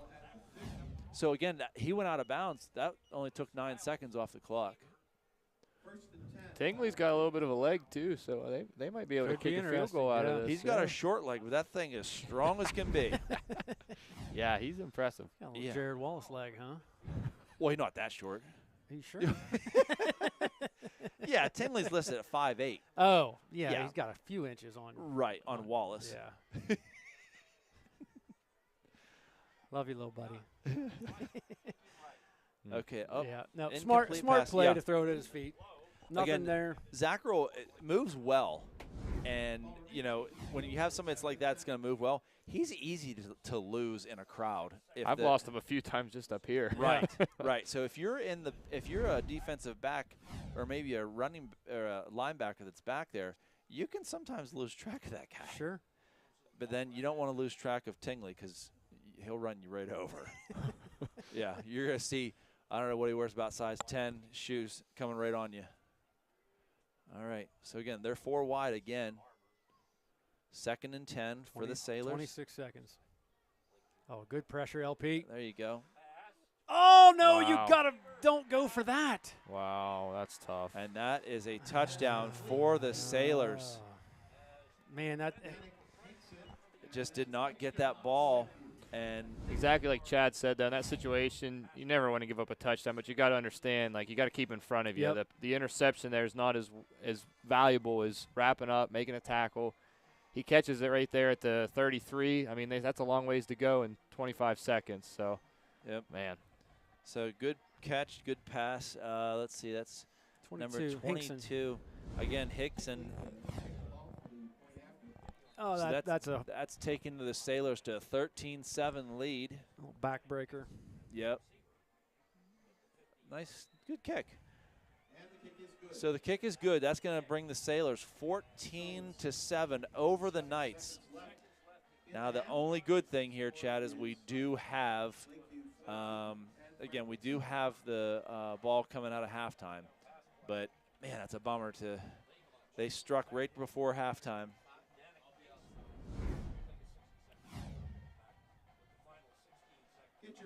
So, man, that's all right. So if you're just joining us, it's 14-7. The Sailors are up on the Knights. 16.7 left in the first half.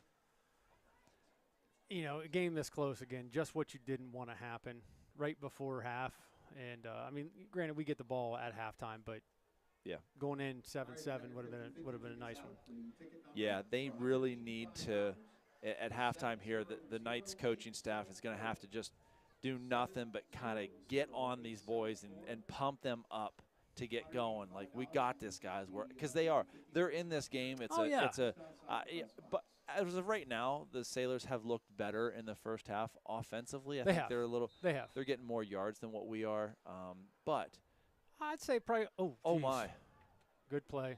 Good play. play. Listen, that's a pooch. Smiley. There you go, Chase Garing. Yeah, I don't. Was that intentional? I think it was meant to be a squib, but it was a line drive squib that hit right. off our front line. So. I just can't think you'd. No, you definitely don't want to give him that position on the field right now. No, I mean, if we complete Colt one Buckley's, pass. Yeah, he's got the arm to get it halfway, 3/4 of the way down there. Yeah, 100%. You got to go to the end zone here. Yeah, the only bad thing is we still have one timeout. We can actually run 2 plays here. Yeah, Cole's the one you want to be in the end zone You're jumping right. up for the ball. You're right. But we got Payne down there. He's athletic. He's a basketball kid. So he would be one that could go up and get it. So we're going to have, I think that Trips is, left.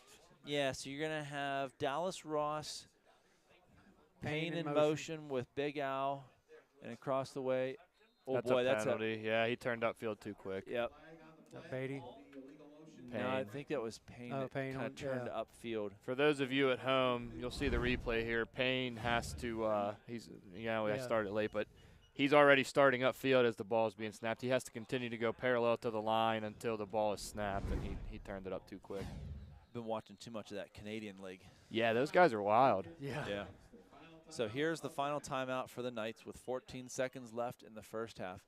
If you're joining us and you're into the halftime show, the connection between Lakeview and Franklin, I believe Doug May is the band director for Lakeview.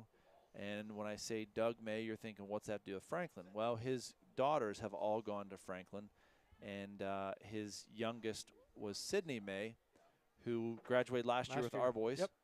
And I believe, I'm not sure if they're still together. Buckley, that's Buckley's girl. Yeah, that's she's dating Cole Buckley. So we'll see. Maybe we'll see them at halftime. We'll see the Lakeview band, and then also the Black Knight Marching Band will be here as well for our halftime show. It's nice crowd out tonight. I mean, there's a lot going on with Halloween weekend. There's a lot of Halloween parties around. But there's still a lot of people here, so that's a good thing for the Knights. You know, you're competing with all the Halloween. I know downtown, Chad, when I was picking up Pizza Joe's, sponsor of Player of the Game, Pizza Joe's, where everybody goes. There was some trick-or-treating going on. Retail. The retail stores trick-or-treating. Well, I guess I should have just walked in and said trick-or-treat and said, where's the pizza? All right. So Buckley back to pass. He's going to probably give her one big old heave. All right. And he gets out of bounds. He got There's time. 6 Yep. now. Okay. They're probably going to. So 5.7. I mean, he's right at midfield here. So I think we almost have time for one quick one. But they might. You got to get it out of bounds. And what are you going to gain? 5-10 yards max within 5 seconds. So yeah. Well, listen, in Madden, you have a chance here. So I mean, that's what we have to look at it like. Got to be a little half roll here to give the guys time to get down the downfield. Yeah. He's got the arm. You got to put a little air under it and just launch it. So we'll see if that's what they do. Maybe give a little tight end screen to Big Al, huh? You never know. Lakeview's bringing it. They are. That's kind of surprising. So Payne goes in motion. Oh, here it goes. No, that's not it. Nice catch. Picked off, but right there for the tackle. All right, nothing hurt. Good job, Beatty. All right. Nothing hurt except the stat sheet. Is that Hinkson with the 22 Hinkson with the catch, and that's the end of the first half, bringing the Sailors are ahead of the Knights 14-7 here in the last game of the season for the Franklin Knights. We'll take some timeouts, come back with a halftime. Franklin Bronze has been a leader in manufacturing in the Franklin community since 1985. With in-house tooling and castings machining, Franklin Bronze can deliver parts fast to a number of industrial sectors, including oil and gas, marine, steel, and many others. Franklin Bronze is currently looking for motivated, talented, and educated individuals who are interested in working in a dynamic environment for a growing company that values its employees. Visit our website to learn about our career opportunities. And from all of us at Franklin Bronze, go Knights! Quality, safety, and innovation. That's Toyota. Hi, I'm Bruce Sigworth here at Allegheny Toyota in Franklin. Now let's talk resale value. Toyota consistently ranks in the top 10 in resale value, and 3 of our vehicles rank in the top 5 according to KBB.com. That research shows 4Runner, Tundra, and Tacoma maintaining a 60% or higher retail value over a 5-year period. That means you could get thousands of dollars more for your Toyota than any other brand. We're Allegheny Toyota in Franklin. Go Knights! Hey, Jake from State Farm. We have to know. Yeah, these are State Farm pajamas. No, what if we have to talk to somebody about our policy, but it's late at night? Call us 24/7. Great, because what if someone still calls his mom for everything? We'll walk you through everything. At State Farm, we're there for your what-ifs. Oh, yeah, Mom, everything's great. Yeah. I mean, not my mom. Like a good neighbor, State Farm is there. Call or click to get a quote today.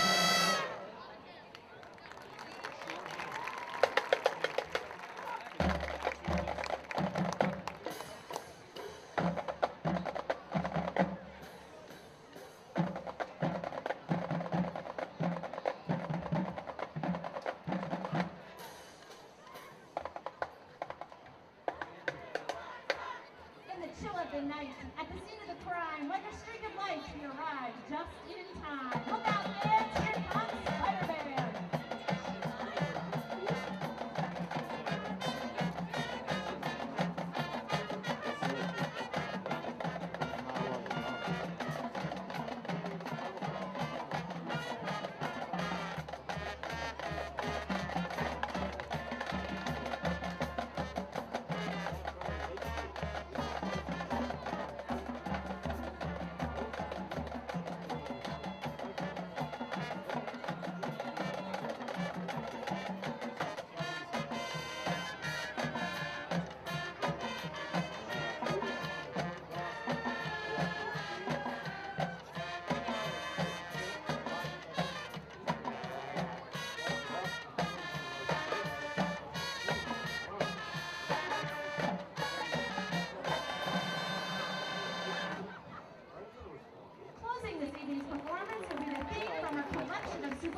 Known as the Avengers.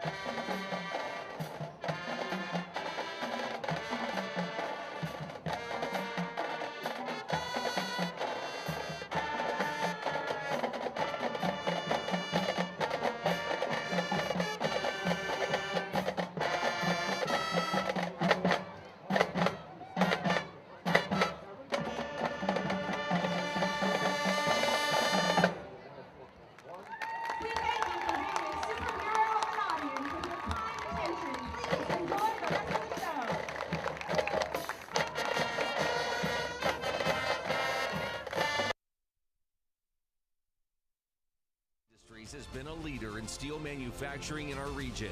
We started our journey making steel rails for the railroad, and we're still going strong today. Franklin Industries now manufactures steel quality U-posts and T-posts right here in Franklin, Pennsylvania. We take pride in the strength and durability of our product, and we take pride in the strength of our Franklin Knights. We're proud to support our community and Franklin athletics. Go Knights from Franklin Industries.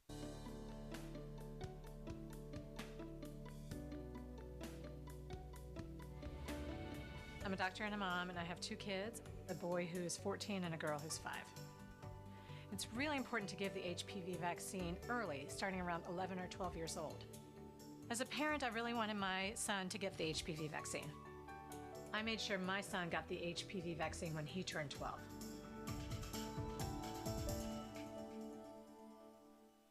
Franklin Oil Region Credit Union has 2 convenient locations to serve their members, 101 North 13th Street in Franklin and 25 East 1st Street in Oil City. Did you know that becoming a member is pretty easy? All you have to do is live, work, worship, volunteer, attend school, or just conduct business in Venango, Forest, Warren, or Crawford counties. Stop in and talk to us about all the benefits of becoming a member. And best of luck to all the students and athletes this fall from Franklin Oil Region Credit Union.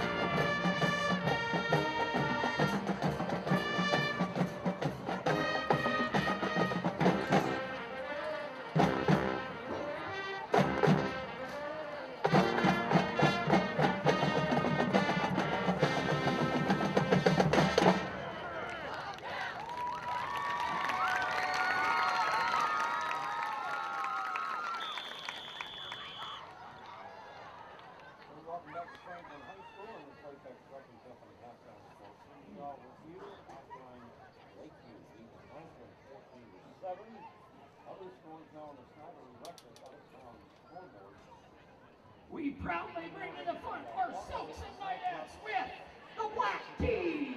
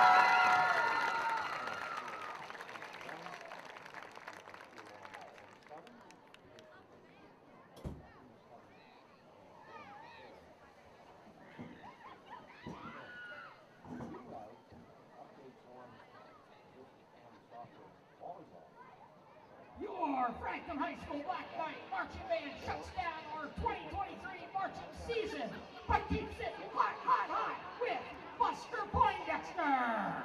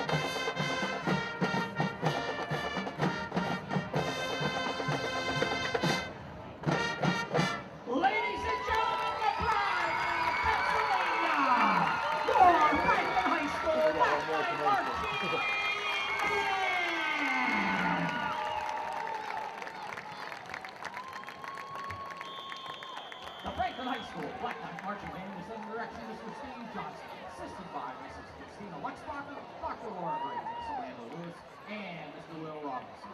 Band front advisors, Mrs. Lisa Ummenhauer, Mrs. Ashley Smith, and Miss Jen Caffrey. Drum majors, Charlie Showers, Ian Smith, and Tyler Thompson. Trident captains, Brooklyn Birchmouth, Brianna Clark, Quinton Carnes, and Savannah Steigerwald. Silk captains, Riley Brophy and Kara Seckathorn. Ladies and gentlemen, the pride of Pennsylvania, your Franklin High School Black Knight Marching Band.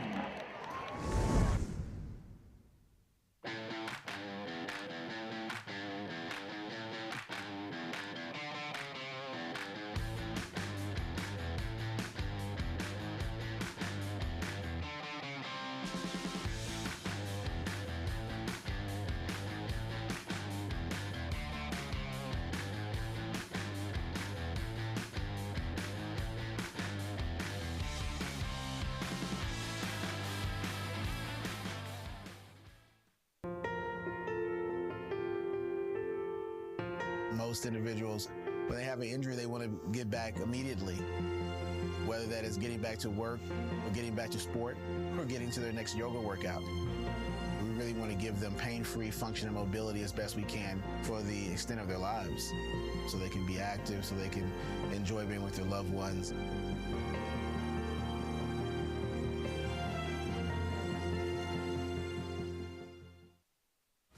Franklin Night Football is presented in part by UPMC Orthopedic Care, by Franklin Industries, by Franklin Oil Region Credit Union, by the University of Pittsburgh Titusville Education and Training Hub, by State Farm agent Michael Dill, by Franklin Bronze Precision Components, by Crawford Health Improvement Coalition, serving the health needs of Northwest Pennsylvania, by Pizza Joe's on Liberty Street, and by Allegheny Toyota.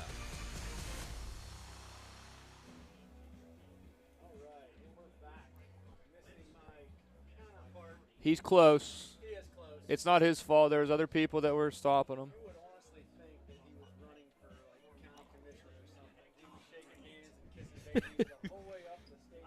Yeah. But, good halftime show by both bands, Lakeview and Franklin. That's a nice show for the final game of the season here. Heyo! Typical Weimer fashion, 5 minutes late, but we're good. We're good. Late. Yes. So how you guys been? I haven't seen you for a little while. All right. Okay, so I was just over there talking. No. Well, listen. Oh. Just doing a little talking. I got a story for you, Chad. Oh, all right. I'll show you a picture. I was talking to a student's mother, and she said, hey, you want to see this deer? Dang. Yeah. So Hayden Goodman got this deer that is like, I'm not sure I've ever seen a buck that big in the woods, but she got an archery season. It's amazing. That was just recently then, right? That's tonight, yeah. Oh, fantastic. Yeah. Good grief. These kids are getting deer that. Was it Hayden, you said? Yeah. Yeah. We have Holden. I think it's her brother. It's her brother, yeah. Yeah, we have him on the basketball, our basketball team. We just asked him this week if he'd got one yet, and he disappointingly said no. So that's not going to make it any better for him, I don't think. Well, I remember, I think it was maybe last year or the year before, she took a picture with her dad's buck. And that was when Franklin, I believe it was Principal Miller, started a buck poll for the students, and everybody thought that she had shot that buck. And I was talking to her dad, and I'm like, hey, man, your daughter shot a fantastic. He's like, that was my buck. She just took a picture with it. So, but good on her, man. If she smoked that one, I'd be proud of that for sure. Yeah. That was a nice one. Absolutely. So, so the Knights are getting the ball back. I mean, lots of good things are coming back. So we'll see. Yeah, we definitely got posed a great question. Nick and I were talking about it up here where you were playing Houdini. And I got a lot of questions back to you, Ian, on your question. Oh, wow. Yes, good question. So the question is, since flag football is now going to be an Olympic sport, what 5 NFL players are you sending to bring home the gold medal? Wow. Yeah, no, Nick and I were talking, and my first question was, is it 7-man flag? Is it 5-man flag? Do we have a lineman? Are the linemen allowed to block? Because, I mean, there's a lot that goes into it. I've played in a few different leagues, one where the linemen weren't allowed to block. Right. You had to have your hands behind your back. Yeah. And then I've played in other ones that it was full contact without a helmet on. And so it depends on how it's going to work out because, you know, do I need Jason Kelsey or don't I? Right, you or know? do you need Travis who can do both? Yeah, but even I think flag, though, I don't know. I think you even shy away from tight ends. I think you just go all speedsters. I think you'd have to go with Lamar. Lamar at quarterback. Maybe Patrick Mahomes, but I'd probably say Lamar. Probably Lamar, yeah. Tyreek Hill's another one we said. He's made for flag football, right? Yeah. A couple of those players on the Dolphins right now, A-Chain, Mostert, those guys, I know they're running backs, but they're so fast. I don't know. They are. And, you know, I would be interested in having a tryout for the NBA to see if LeBron James can still catch a football. Because if you could somehow – just throw it up in the air. I mean, Kevin Durant. Oh, my word. But then, of course, they could get Giannis – Antetokounmpo from where's he Greece? From? Greece. Yeah. So you'd have some interesting. And then I don't know if you've seen Nick. You might have to help me. I don't know if you follow the NBA. I do a little bit, just not to be dangerous. Who's this? The new guy for the Spurs? Wembanyama. Victor Wembanyama. What are they calling him? I don't know. Because I'm sure they're not. I just know the info. I'm not young with the hip stuff. The hip I just know his name. But listen, he's like 7'6" and can shoot threes, block the ball, and dribble down court and run like the wind. He was 18. Yeah. I think Antonio Brown would be still a great flag football guy. If nothing else, it would be purely entertaining. The rest of the world would not know what we were doing. Yeah, but that'd be an international incident. That might make it worth it. Here's the kickoff to start the second half. A nice kick. I mean, that's legit. Down out to of bounds. 10. It didn't make it. Oh, man, he's got to pick up and go. Oh. Who do we have? Bryson. I was going to say, Yep. Booksy. That's normally Booksy's job, but yeah, he's still on the sideline there. Okay, so it's out to about the 15-yard line. Yeah. Good enough. You know, we didn't get to really go over kind of what we thought the Knights needed to do here for coming out of halftime, but I figured you guys did without me. Well, usually you're used to. We want to make sure we caught the band, and so we sacrificed our halftime part. Okay, so Ian says 5-on-5. Well, I guarantee you 2 would be Lamar and Tyreek. Yeah. Bombs all the way. There we go. That's a nice. Well, the holes were probably, there. Probably Justin Jefferson would be another one. Justin Jefferson, so there's 3. Jamar Chase probably. Yeah, absolutely. Chase is just I'm not sure. He doesn't do any one thing amazing. I think his route running has to be just crisp as can be because he can catch every ball. So then would we on defense, would we just have a bunch of cornerbacks out there? Yeah, I was going to say, like, you wouldn't need Fitzpatrick because you don't need anybody laying the wood. Yeah.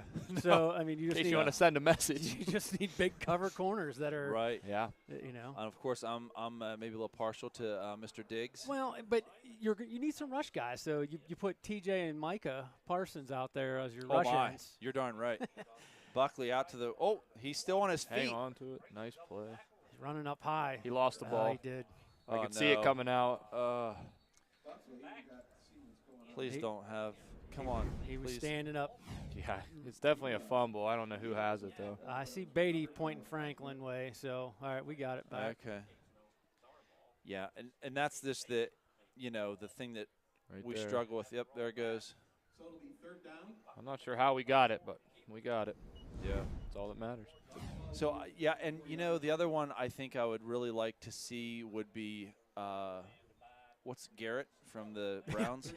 Yeah, he could sub in, I guess, as the rush end. And that's another guy, if you or have you just put him on nose. If it's 5-on-5, you're only going to have one rushing lineman. He'll be the guy. Yeah, you're going to have a center and a rusher. So. Yep. So the Knights 3rd and 3. Buckley rolling to his left. Looks and looks. You got to get rid of it, Cole. Oh, no. Oh. It's tough there, but I don't think you'll even see it on the replay. But we don't have any – once he starts scrambling, we don't have any receivers over there coming back to the ball. One guy, Beatty was trying, but he was on the other side, and you're not going to see it. But the other 2 guys were kind of just standing there, and that's just – you got to help your quarterback out. He's got to get rid of it, but you got to come back to the ball there. So here's a big punt for Nathan Fenningworth and a big snap here for our long snapper. Not a good start coming out of half, boys. No. Now it kind of wasted our advantage coming out with that, getting the ball, because now they're going to have a chance to get it around midfield if we have a good kick. Right. Good snap. Okay, Hopefully on that and give us a little room. I think he pointed. All start. Oh, jeez. They could put Fenningworth against the back end line. Oof, that's a tough one to start with. Oh, it is, considering, half of our snaps have been very high.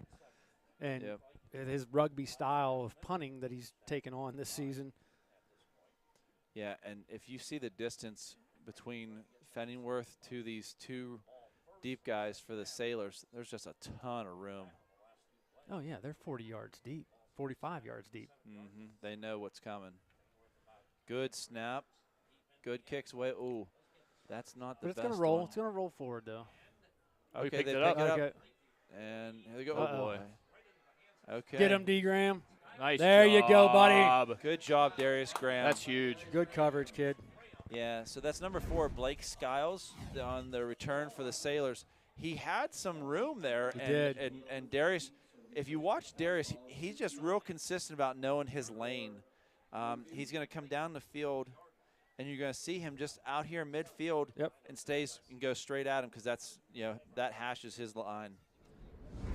Nice play by him. So That was big. That was big. Yep.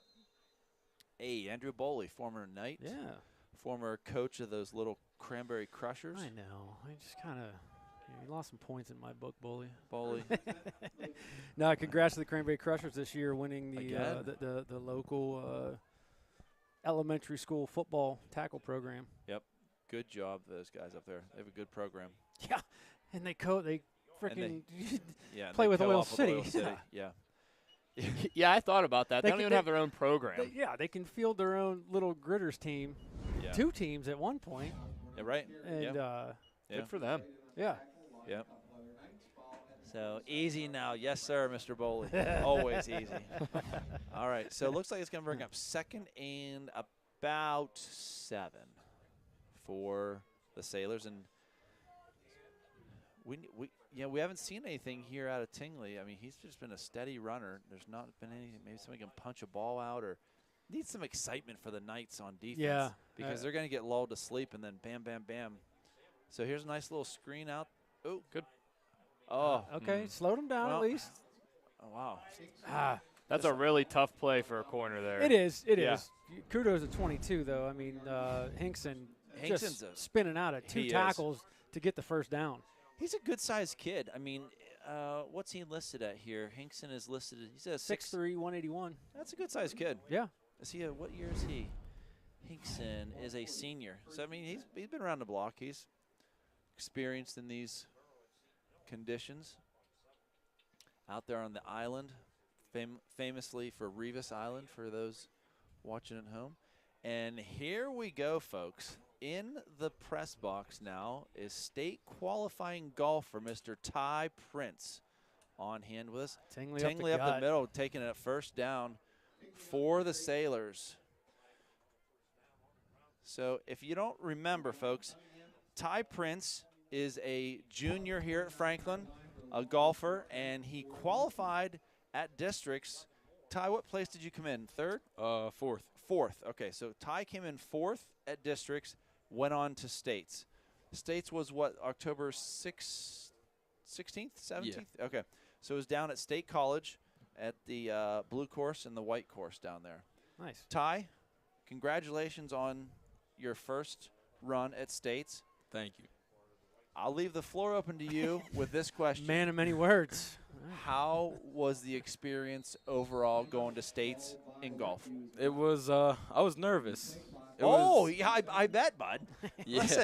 Listen, you know, there's, like I was just telling somebody earlier today, there's, in the past, like, say, 35, 40 years, there's been maybe a handful, maybe 3 or 4, I don't know, people that have qualified from Franklin to go to states in golf. So you were nervous. What was weather like? Because weather plays a big factor in golf. It was cold, windy. I mean, second day, a little bit of rain. Oh, was it? Yeah. Okay. Played a lot better the second day, though. Really? Yeah. So what'd you shoot the first day? 84. 84. Okay. And when you came into this, you got you shot. What'd you shoot at districts? 76, 79. 76, 79. Okay, so 84. Not the best. No. Yeah, and that's first day out of the gate too. Yeah. That's a tough one. And then the second day, what'd you shoot? 77. 77. Yeah. Hey. Knocks to tie. I like it. That's a good round. So, I got a question from the fans here. Oh. So we do. Yes, we do. Right. Who would win if Ty, you play off the pro tees, and Ryan plays off the junior tees in 18 holes? The Who wins? junior tees. Fumble. Oh man. Tied. Is there such a thing as junior tees? There is. Is there? Yeah. Are they in front of the women's? No, they are the women's tees. Okay. So if I play from the women's tee and Ty plays from the blues, the pros, the backs, backs. The furthest one's back. Ty, who do you think's winning that one, buddy? I think I'd have to give you a shot every hole. Yeah. Well, see. I think I'm winning now. Dang it. Listen, I don't want you to say anything but bring it on. Bring it on, Jack.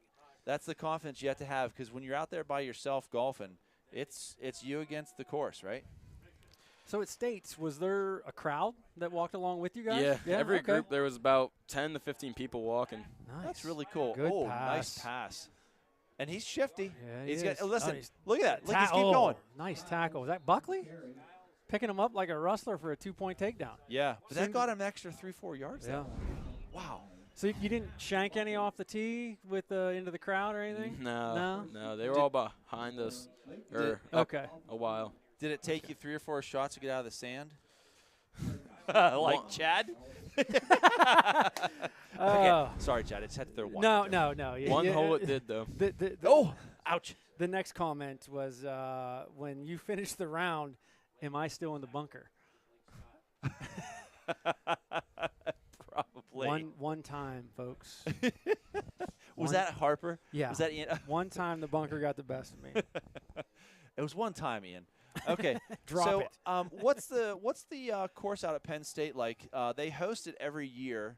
Tingley, get out for a couple more yards. Tough runner. What's that course like out there compared to, we'll say, Wenango around here? Is it tougher, easier? What's it like? It was a lot easier. I mean. Oh, really? Yeah. Just second day I was attacking every green.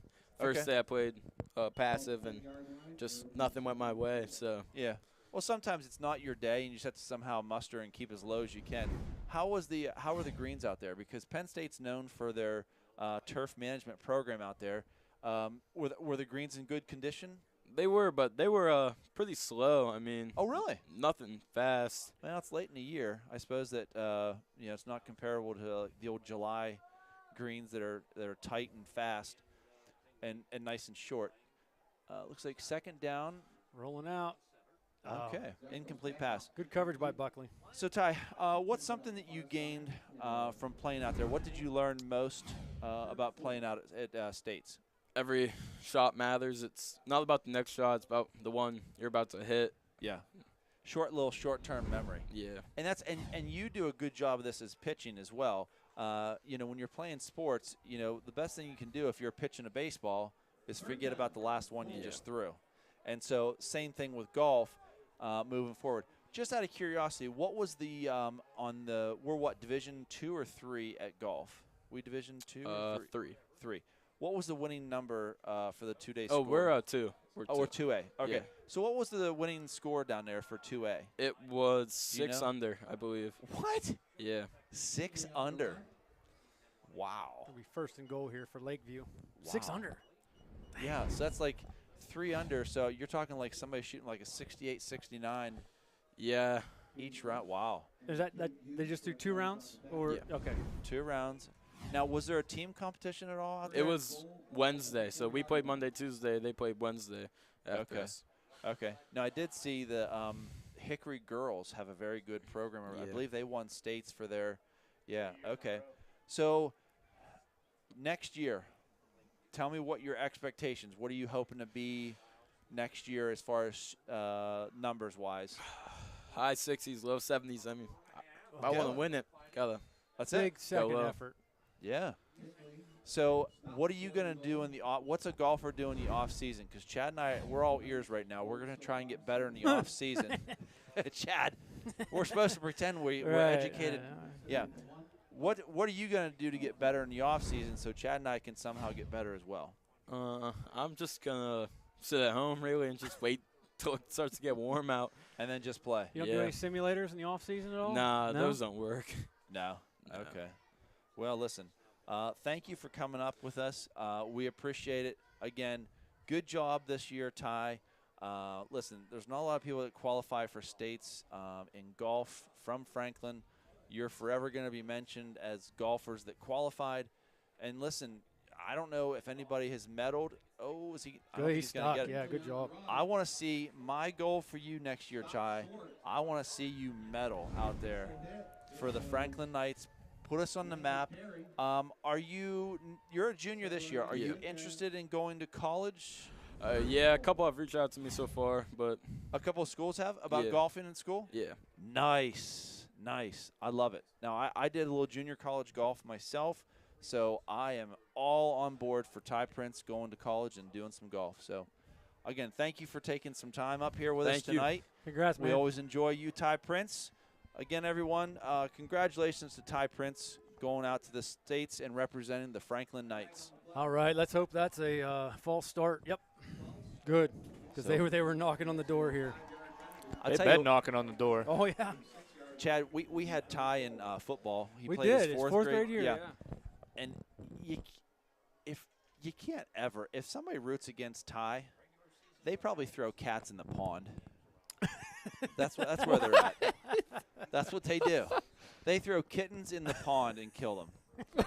Ty's just a great kid all the way around, and he likes to joke around. And again, he whenever he answers a question about who's going to win, he just likes that and smiles. Sure. You can't see his smile here, folks, but you can just take my word for it. He's a great kid, and anytime Ty's doing something, I'm rooting for him. And kudos to Mike and Crystal. They have a great kid. Pass. No. Sniffed out. Great job, nice. fellas. Wow, that's Killa. Killa Cunningham. Nice job. Yeah, you're not out doing Killa on that one. No, just Mike and Crystal done a great job with him, and he's a great kid, and I just love watching Ty compete. He does baseball as well as golf, and look at that tackle by Killer. I mean, he goes right at him and just grabs a leg. Way to turn the field here, Knights. So they're going to go for 3 here. Yep. Okay. Well, Tingley booted that extra point. He's got the distance. The only thing is his height is different. Like, and no offense to him, Fenningworth's kicks are tall and long. His are shorter. Oh, man. Line drive. Wow. Look at that. Yeah, that's a strong leg, though. Good for him. You know, I always used to be kind of on Ty's case when he stopped playing football for us, and you know, in some of Franklin's lean years with our oldest coming up through, you know, I always kept telling Ty, man, you should be playing football. You're a big kid. He is a big kid. But, you know, I like it when I see the kids that aren't playing football doing another sport and excelling. Yes. You know, other than that, but if you're not out here on the field but are sitting home doing nothing, get out here and participate. Ty might be a little shy to say this, and I'll say it for him. Ty will be at the Y working out and stuff during the off season. I saw him down there even this summer. He was doing some exercises and some, you know, just some stretching, some exercises, strength, some conditioning, because since Tiger Woods came on to golf, they realized, okay, a little extra muscle, get that flexibility. I mean, that's what puts athletes at a different level. So Ty will be doing that as well. But, yeah, so thank you, Ty. Thank you, their coach, Jordan Cherry. Chooch. Old Chooch. Yeah, he does a great job. He also helps with the baseball. So he's with Ty quite a bit in sports. So the action, we're at 17-7. The Sailors are up on the Knights here at the last game of the season. There's 1:27 left. Still in this game. You know, we just got to 100%. figure out how to execute on offense, which we've been struggling with since the opening drive, honestly. Yeah, agree. Wow. That ball's going into the end zone. Kid's got a leg, man. He's a strong kid. Yeah. He's one of those kids, I bet, Chad. I'm going to put him in the category with Cole. If Tingley played soccer, he's probably got the strongest leg out there in soccer. He's going to be fast out there. Yeah. If he was a swimmer, he'd be motoring down those lanes and stuff in the swimming. If he's a baseball player, I bet he just rips the snot out of the ball. If he's a track athlete, I bet he just runs like a deer. He's an athlete. He's going to be good at pretty much everything anything he touches. Oh, while you were gallivanting at halftime, we did get confirmation. Gavin Krupa's grandfather is Tom Krupa, our old 10-4 on that. How did we find that?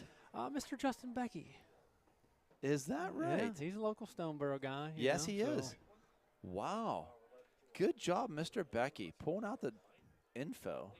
All right, Cole, hang on the ball, buddy. Somebody blow the whistle. When you got 4 Sailors on him and he's going backwards, just blow the whistle. Yeah. That happens to him about 4 times a game just because of how hard it is to bring him down. Yep. He doesn't really go anywhere, but they just can't bring him down. Yeah. He keeps his feet moving, and he does a good job of that. And he has that desire to keep pushing and pushing, that competitive nature to him, especially now that he's kind of grown, like we said before, he's kind of grown into himself, is not afraid to hit somebody.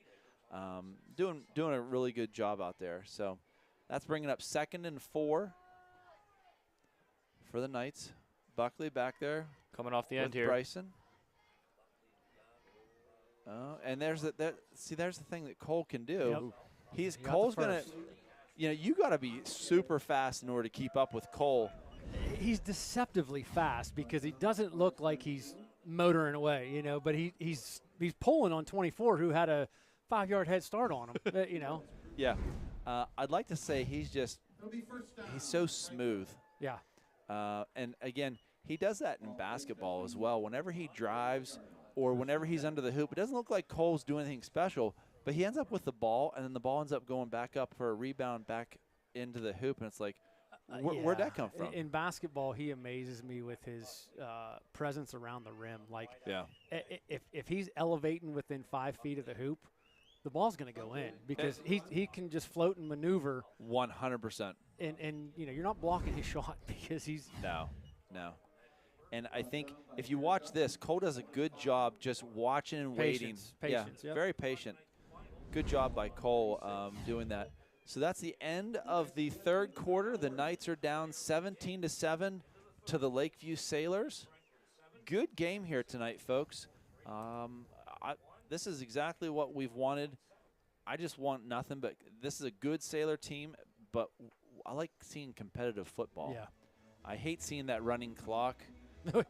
Yeah. You know, it's nothing against the teams that are beating us. We're not pushing them. Iron's not sharpening iron when we're getting blown out by 40, 50 points at halftime. Right. And so I think, if you're making the schedule for the Knights, you might want to not schedule these powerhouses that typically have a running clock for us at halftime. Yeah. You do want to, listen, Lakeview's going to make us better. Lakeview's going to make us better every time we play them. They're a good program. But, that Mercyhurst prep team. Yeah, that game's got to get off our schedule. Yeah, I think it's going to. And every time we play them, it's going to be the same thing. I mean, they're just a different level of a football team. So 2nd and 5 for the Knights. Cole Buckley out there. I can't. I was just talking to his dad over there, too. I saw at you. halftime. I know. Well, We put the clock on you at that point. Okay, Buckley moving around, shifting and going. What looked like a loss ended up being about a 4-yard gain. Absolutely. We're going to put a camera on you next season, Ryan. A little at GoPro? halftime. Yeah. And everything will be the same. People can listen to the band. We're just going to see. No sound, though. No, we'll listen to the band up here. We just want to see what you see when you're out there. Okay, all right. Among the people. Yeah, it's always an interesting time. We never doubted that. All right, so the Knights, 3rd and 2. Well, we need this one here, Chad. We do. I mean, again, we've been spitting and sputtering, and now we seem to be, making a little bit of headway here. I thought this is the play I'd like to see Big Al, running that ball. But we have not. And again, I wonder if it was because of there you go. Oh, wow, man! Stick. Somebody had. They gave him a great spot though. Holy smokes! We'll take it. We'll take it. But their sideline's got to come unglued. He had to get out to the 41. Okay, he did. He fell backward pretty far. It was like he was attached to a bungee cord and just got yanked back. Yeah. Man. Little trivia question for you here, Weimer. Oh, boy. So Barrett Melvin, class of 36, was the first back-to-back PIAA state champion in boys golf. Who was the second? Jack Nicklaus. Oh, boy. That's a good guess. I have no idea. I don't have an answer, so we have to wait for the comment to give us the answer. So Cole rolling out here. That's going to come back, fortunately. I'm going to say Arnold Palmer. Is he from Latrobe? Arnold? Yeah. I'm going with Arnold Palmer. Yeah. And the reason I say that is because if the guy's name's like Phil Schnedley. Schneebly, that's from the School of Rock. Yes, there you go. So if that's his name, how would Ian think we would know? But if it's somebody famous, or I can't imagine it as like Walter Hagen or somebody like that. I mean, I'm going Arnold Palmer, the drinks, half iced tea. Or was it John Daly? John Daly's a PA guy, too. Oh. John Daly's not – you know how old John Daly would be if he was if he graduated high school in 36? No, I'm just saying Barrett Melvin in 36 was the first back-to-back. Who was the next one? Oh. So it doesn't have to be – Arnold Palmer is correct. Booyah. Thank you, Stuart Scott. Booyah. Well, we should have had Ian doing this all season long, a little sports trivia, one per quarter. Yeah. This is fantastic. And to think, after last week's educational moment, that people didn't think, oh, nice great catch. Great catch, Drayden. Oh, look at him go right at it. Yeah, and people doubted me last week on my education of the hoodie. Yeah. I wasn't going to say it, but so the whole person that educated me, I'm going to pass along my information, but I don't want to take credit for all the knowledge. My brother-in-law, Joey Hanna, who has Hanna Screen Printing, he does that for a living, and he's the one that educated me a few years ago, and he's like, "That's a muff." So I'm like, you're "What?" telling me people want their muffs printed or stuff printed on their muffs? Well, listen, when they have Oh. that probably wasn't going to go real far. It was not, yeah. Yeah. No, it's just when you have a hoodie, and I'm like, "What are you doing?" He said his muff, and I'm like, "What?" I was taken back, but then I was educated, just like you guys were last week. Yes, educated. we were. Yeah. So good question, Ian.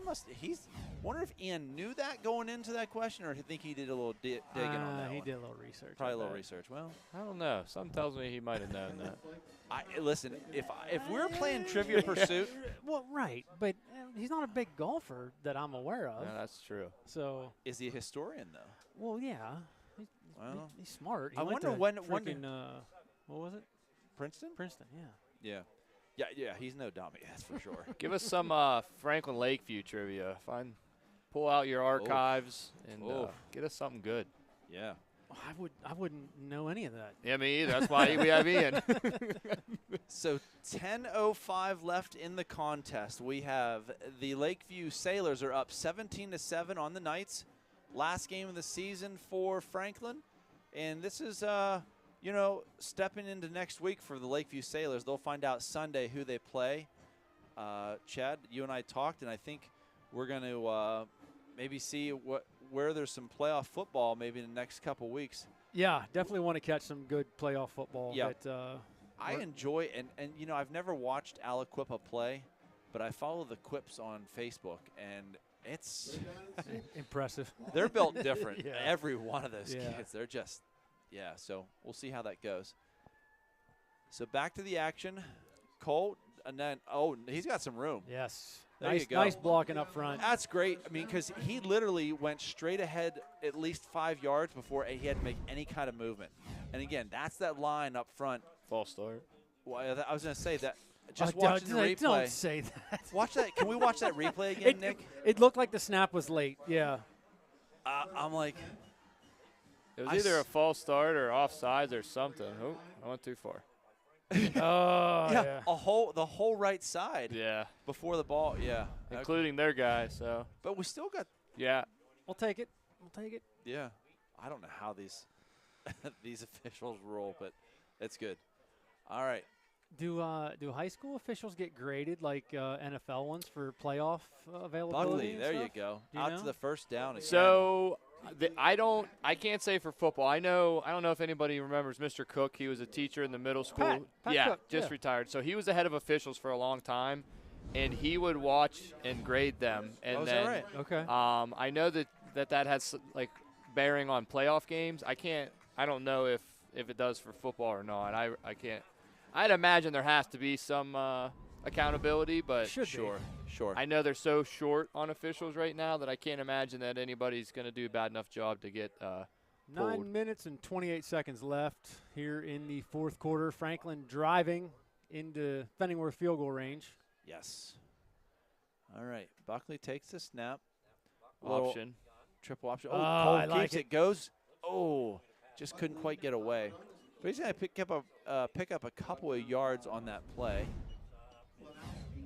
So, and again, this is a nice long drive for the Knights. A couple of spits and sputters with some penalties, but they're still continuing to move the ball. Now, a lot of it's going to be these design runs by Cole. Yeah. So we'll see if we can maybe get a ball downfield to one of the receivers. Yeah, it's definitely been hard for our receivers to get open.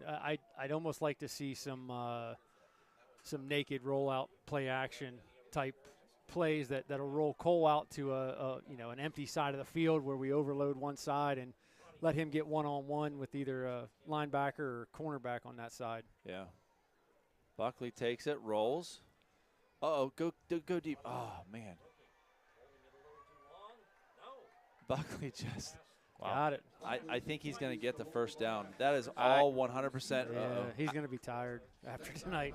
I could be wrong. I'm pretty confident that this guy in the middle is supposed to be going that way. And Probably. He cut towards the bottom of our screen, and Buckley's running the other direction. And yeah, because there was only one guy on that side of the field. Yeah. So I don't know. Doesn't matter because you got Cole Buckley and he makes things happen. But he is. I think there might have been a wrong route run there. Yeah, so it's interesting, Chad. We can see over here to our left, the Lakeview coaches are watching up here in the press box. Their offensive coordinator, Mr. Reddick, and he's just shaking his head like, what do you do with that guy? Yeah, well, I mean, it's tough to scheme for somebody like that. Yeah, again, Nice downfield blocking. Here. The one thing Lakeview has done tenfold better than us tonight is tackle. Yes. Yeah, they're a very good tackling team. Man. Yep, I agree. Yeah, they do phenomenal on that. So Cole gets out of bounds with 8:16 left in the game. 17-7. The Knights looking up at the Sailors. It's never a guarantee, but I always feel like the teams that run the ball well usually tackle well. It just kind of seems to go hand in hand. Yeah, especially at the high school level. Toughness mentality. Yeah, I was going to say the attitude, the mentality. Yeah, it's there. Because Oil City, they tackled well too. It's just they sure did. They wrap up and there's very few yards left. So it looks like it's another design run. Cole going. He's going to have to kick out the outside. Uh-oh. Uh-oh. Oh, my. That was almost a spectacular play by Cole Buckley. Just not quite there. I think Cole's going to sleep good tonight, Chad. Yeah, no doubt about it. Coach Fulmer might not, but Buckley will sleep. That is so true. Coach Fulmer has to be watching this and cringing. No, you know what? No, I bet Fulmer. He can't watch. I bet he's not watching. Yeah. This. Doesn't want to hear it. Doesn't want to see it. Nope. He just knows that he just wants Cole. When this game's over with, Cole's all his. Cole and Payne got a couple basketball players. Yep. You got Darius Graham playing ball again this year. Good. So. He did play. Yeah. Yeah. He's been hurt so much in basketball. Nice. Oh, here you go. Speaking of Payne. Oh, that's a penalty. Should be, but we're going to be short. Or no, they're going to give it to us. All right. What? Well, I'm looking at the far side judge, and he's walked past, but he's. Okay. He's no, not sure. they're giving it to us. All right. Hey, we got to. Right. This is where I like us to get a first down because we have a chance to get another one. Yeah. Right. You know. Yeah. No doubt. Yeah. When you're first and goal with 9 to the, that's tough. Yeah. I mean, that's just all it is. Now remember, it's a 2-score game here, so no matter what, we have to get something. Yeah. Points got to come out of this drive. Yep. Whether it's 3 Look or at 7. this big heavy. You got LP. I love it. Leading for Big Al. Wonder what we're doing. Yeah, right. Love it.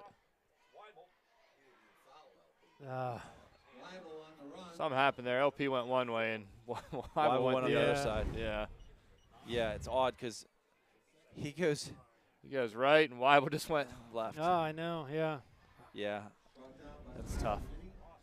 All right. Something I learned this week, I don't know if you gentlemen knew this already, but anytime you score a touchdown, and as long as it's not like goal to go, that counts as a first down in the stat sheets. So if you score a touchdown from midfield, it's a first down. If you score a touchdown, like when it's like first and goal, it's not a first down in the stat sheet. Okay. Worthless information, but I learned that this week. Listen, Nick, not only you have the looks, you got the freaking brains too. Now there was somebody in the media was complaining to statisticians for incorrectly keeping that stat. Oh, so. no. I think that's going to come back too. Yep. And he got smacked. Yep. Looks like there might have been a hold there. Oh, no, chop. I bet there's a chop block. Yeah, I think you're right. Right there.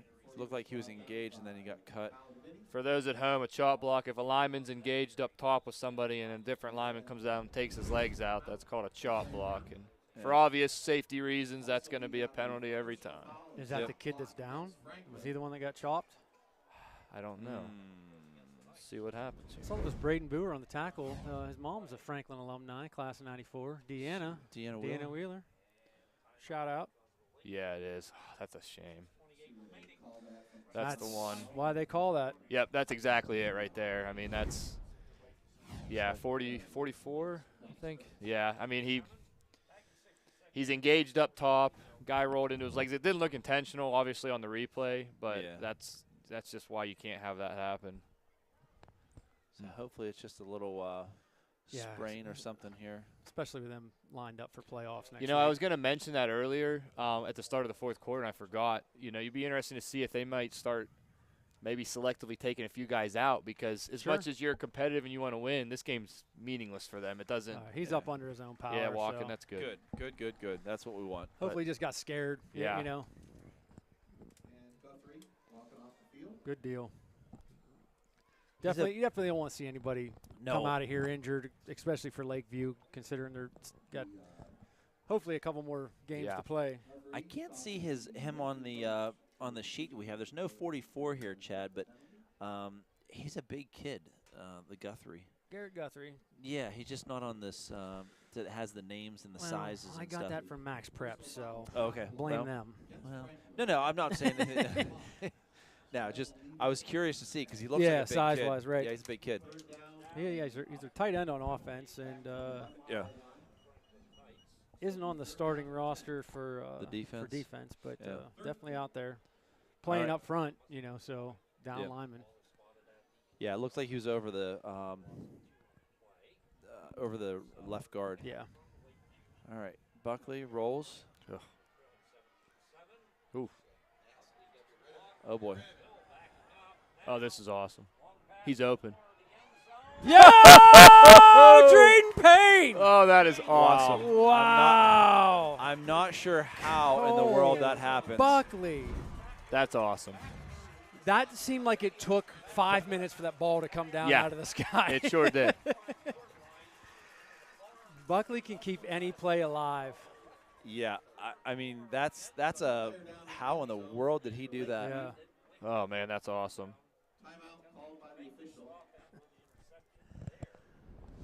That is awesome. So over here poking fun at the Lakeview coaches. We're going to get a 15-yard penalty on us up here in the booth. and their coaches, he was a great runner for the Sailors. And fantastic runner. Yeah. Anyways, he played at Edinburgh and stuff, and he just keeps on shaking his head at me and saying, he's a freak. He's a freak. I don't think we said this on air, but Buckley lives, a quarter mile from the Lakeview school? He does, yeah. He's right there. Yeah, I was talking to one of their assistant coaches, Craig Murdoch, before the game, and we were talking. He said, we're one player away from being a really, really good single-A school team. And I said, what do you mean? He goes, well, a quarter mile away. I said, what? Yeah. And he said, Buckley. And I'm like, oh, yeah, Cole does live very close on 965 to the line of Lakeview. So, and I said, well, yeah. And Chad and I were talking, and I said, no, Bryson's not far from it either. Bryson Watson, he's down in Polk. And, but whoever made the lines, we're thankful. So. Yes, we're thankful there. And don't do any redistricting anytime absolutely soon, not. please. Yes. Well, hey, you know what? Maybe we'll take some of their guys over our way. Yeah. Yeah, bring them on our way. We're not giving up anything. So here we go. Nathan Fenningworth on. This is an important kick here because this puts us then within one field goal from tying the game. 13-17. It's up and good. Kick is up and good. All so that's going to bring it to 14-17. The Knights are down by 3 to the Lakeview Sailors. All right, defense has to put up or shut up here. Yeah. The only downside of that last drive is it took a lot of time to get down the field, and so we've really limited ourselves here. 6:10 left in the game. What a great game for the Knights. Yep. The only bad thing is old Books. He took a Tristan Books is still he's on. He's not in. He's in street clothes. Yeah. So hopefully he's okay. I mean, it's poor kid's his senior year. It's his birthday, and he's having one of the better seasons.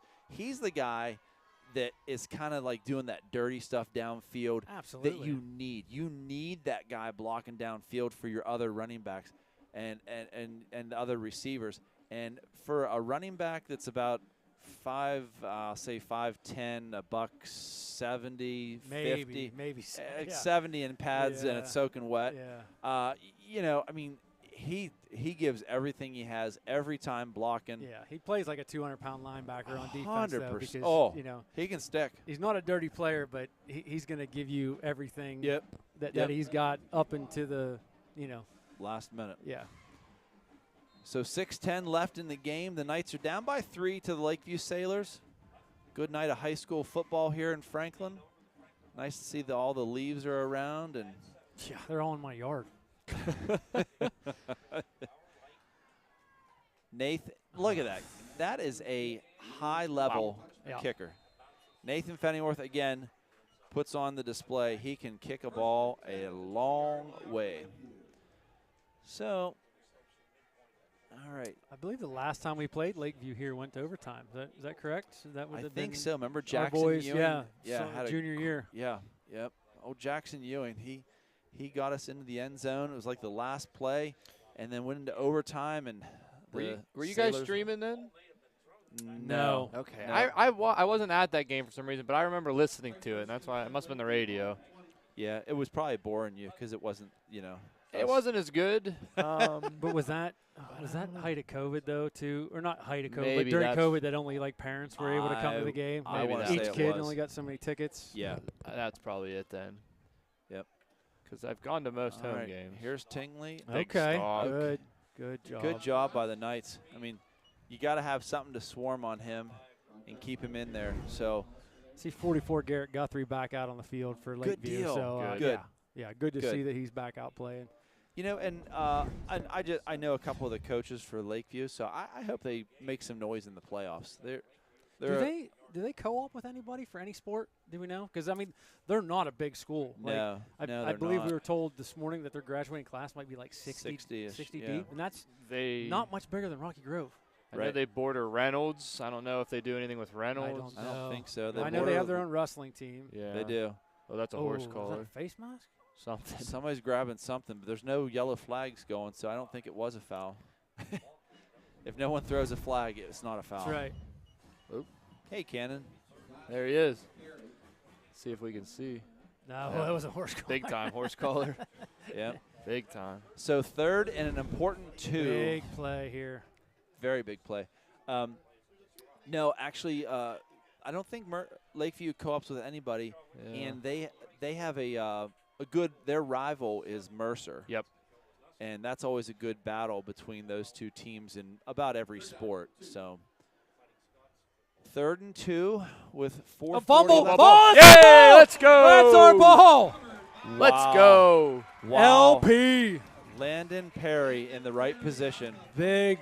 That's huge. We talked about it at the beginning of the game. Yeah. If we can maintain, possession of the ball and not fumble ourselves, but So make that the was other an team. odd. Okay, so it was to the Fullback give, yeah. Yeah, just like a little fullback dive, and he was a little bit closer. He was losing the ball. See, Oh. it's coming out before he ever got it to him. It's not a. Yep. Wow. So the Knights have to do some smart ball Hey, playing here. we're within tying range right now. Yep. But Plenty of time. Let's go up. Let's put Yep. put 7 on the board here, fellas. So we got 3 wide to the right. Big Al. Closest to us, we have Beatty. Payne. Okay, there's Buckley. Oh yeah. Good cutback. Oh, go baby. Good job, Buckley. Inside the 15. That's going to be a first down for the Knights.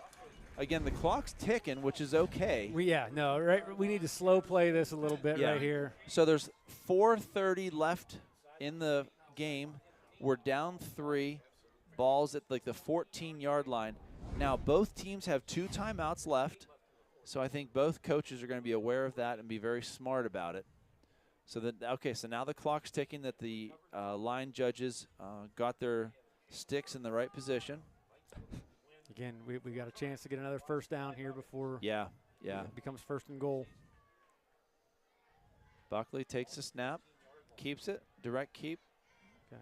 Yeah, let's chip away 3 yards at a time. There shouldn't be that's any other play. all we need. Yep. There should not be another type of play called the rest of this Nope. way. Run left, run right. Yeah, give him the ball, let him run it. I Yeah. mean, the best player on the field, get him the ball and let him do his thing. And hold on to that ball, Cole. 2 hands, baby, 2 hands. D. Ross bringing into play, number 14. So it's going to run down to it's 3:40 left. It's going to probably run down. There's 19 seconds. So they're going to be down like 3:10, 3:14 before they probably snap the ball. Again, the senior Buckley sees the play clock.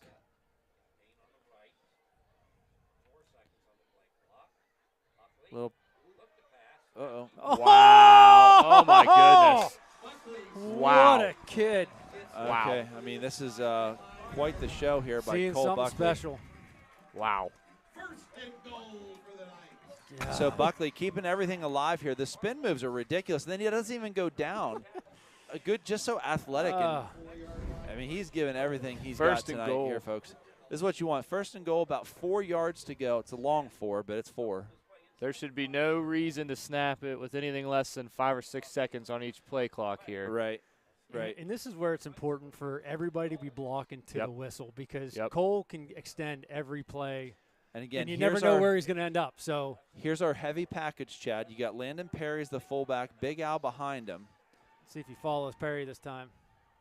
Oh, Kept it. Cole! Did he get in? I don't Just think short. no one's throwing That's the all right. forks up. That's okay. That's quite all honestly, right. yeah, I was gonna say that's honestly not the worst thing there because that's No. another 40 seconds. Yep. So again, you see Cole here. He kind of follows behind. Looked like that was the center, Gabe Wright, with a good block there, kicking him out. So timeout Lakeview. Yep. 2:23 left in the game. This is a very good game, folks. This is what we hoped it would be. be. If you're listening, I'm glad you're listening to us, but I'm glad you're being a part of this. This is a good game, good high school game for the Knights and for the Lakeview. I mean, Lakeview Sailors, listen, they're going to the playoffs. They need to be in a tough game like this because it could be in a week from now. They're playing, a single-A school to move on. Their guys have to understand what it's like to be down in a dogfight. Yep. With under 2 minutes left, and you have a close game. Because if you look at a lot of these high school scores, I look at them here and there, there's not a ton of close games. No. There's just blowouts everywhere. Until you get into the playoffs. Yes, and that's what – this is a good thing for Lakeview. It's a great thing for the Knights. People don't understand, you have to – iron sharpens iron, but also you have to have time under tension when you're playing this. And there's tension here. That's how you make diamonds, my friend. That's exactly it. Time and pressure. Yeah, that's time under tension. That's it for tonight. I mean, that's my little. That's the educational piece of tonight. Yeah, that's it. Yeah, that's it. Nothing else tonight.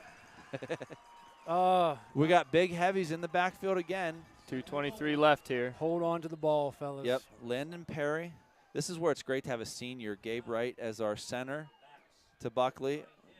Oh, big block by Al. But, Wow. It's all right. Wow. Got to go now, though. Got to find your score play or whatever your best play is. It's got to be right here. I don't know that I like that call. I want something quick hitting. Yeah.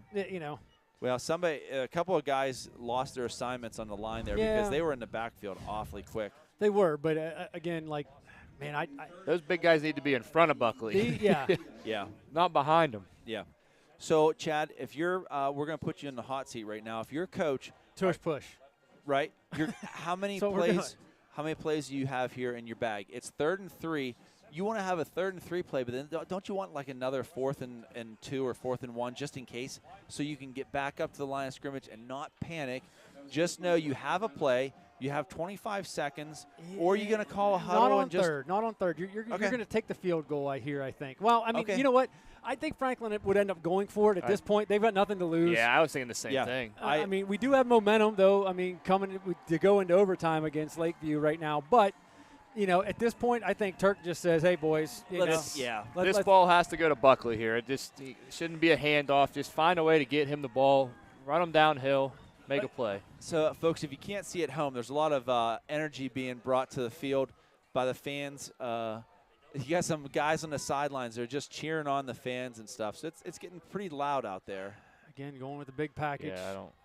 Oh, Dallas Frost jumped too, though. Come on, start. boys. False start. It's going to be on us, I think. Yeah, it is. False start. Yep. That's tough.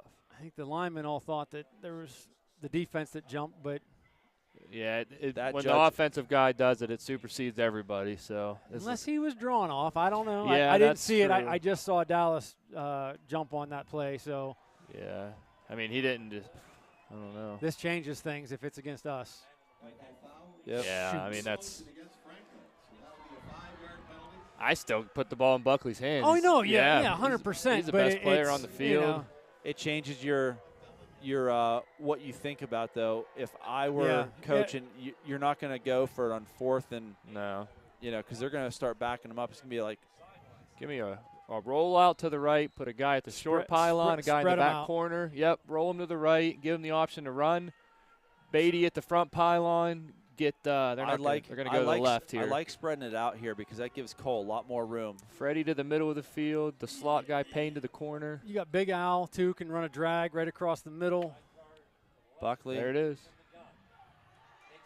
He's got it. He's got it. He's got it. No flags on the play. Okay. Way Cole to go, Buckley. Knights. 2 minutes and 7 seconds left. If you watch on this, you got some of the best downfield blocking going. So I'm surprised he got out of that one. Yeah. But you can see right there, down there was Bryson Watson. Yep. You had some downfield blockers. This kick's important here. Very Oh my. important. Yeah. So the Knights are on top now, 2017, with 2:07 left in the game. On comes Nathan Fettingworth for the extra point to try and bring it to 21. Snaps haven't been great tonight. That was a perfect one. Good job, Knights. All right. Okay. So, again, the Knights are up 21-17. 2:07 left in the game. No timeouts for Lakeview. Good look. Yeah, I just looked over. I'm like, there's 2 times. Oh, wait, that's for us. That weighs heavily in Franklin's favor here. Yeah, Big time. Lakeview doesn't. They had that big pass play before the half was over, but they don't have a strong passing game. So, yep, this will be interesting. So there's a lot of action going on here. The student section is kind of thin, but they're up on their feet and jumping around with the band going on. This is a great scene for Franklin football. Yeah, this is where you tell the Knights on defense, everything in front of you. Keep it in front. We talked about the one long pass play that Lakeview had earlier. That cannot happen here. No. You know. And the big thing is, Chad, and we alluded to earlier, at being 21-17, they got to score a touchdown. Yep. No field goal doesn't really matter Nope, right they now. need a tutty. Yeah. As the kids say. Yeah, see, you're in with the lingo. I'm hip. You are hip with it. I don't think the kids say hip, though. No. Yeah, you're lit. Wouldn't have a clue. You're lit.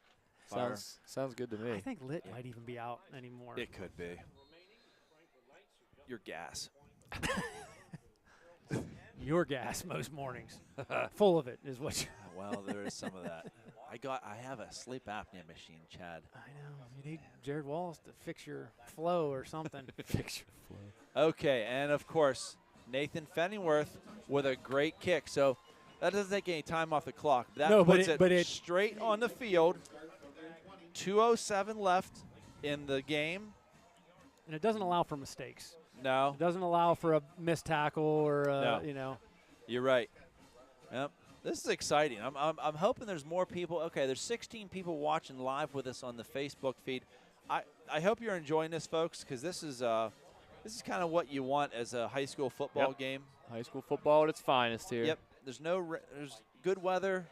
We've been lucky this year, weather-wise. Sure have. One game, really. That was last week. Yeah, and it was by the time the game. Yeah, it was good. My hands were warm the whole night, fellas. In the muff. In the muff. All right. So 2 minutes left. Looks like a little drop back pass. Breakdown. Oh, missed tackle. That's what we can't have right there. That's it right there. And ball came out. Fumbles out of bounds. Jeez. I think he's going to get out of bounds at about the 38, 39. But again, Chad, gotta have those tackles. Those are killers. That's a big 'Cause play right that here, only took like 8 seconds. 2 and 3. possibly 3.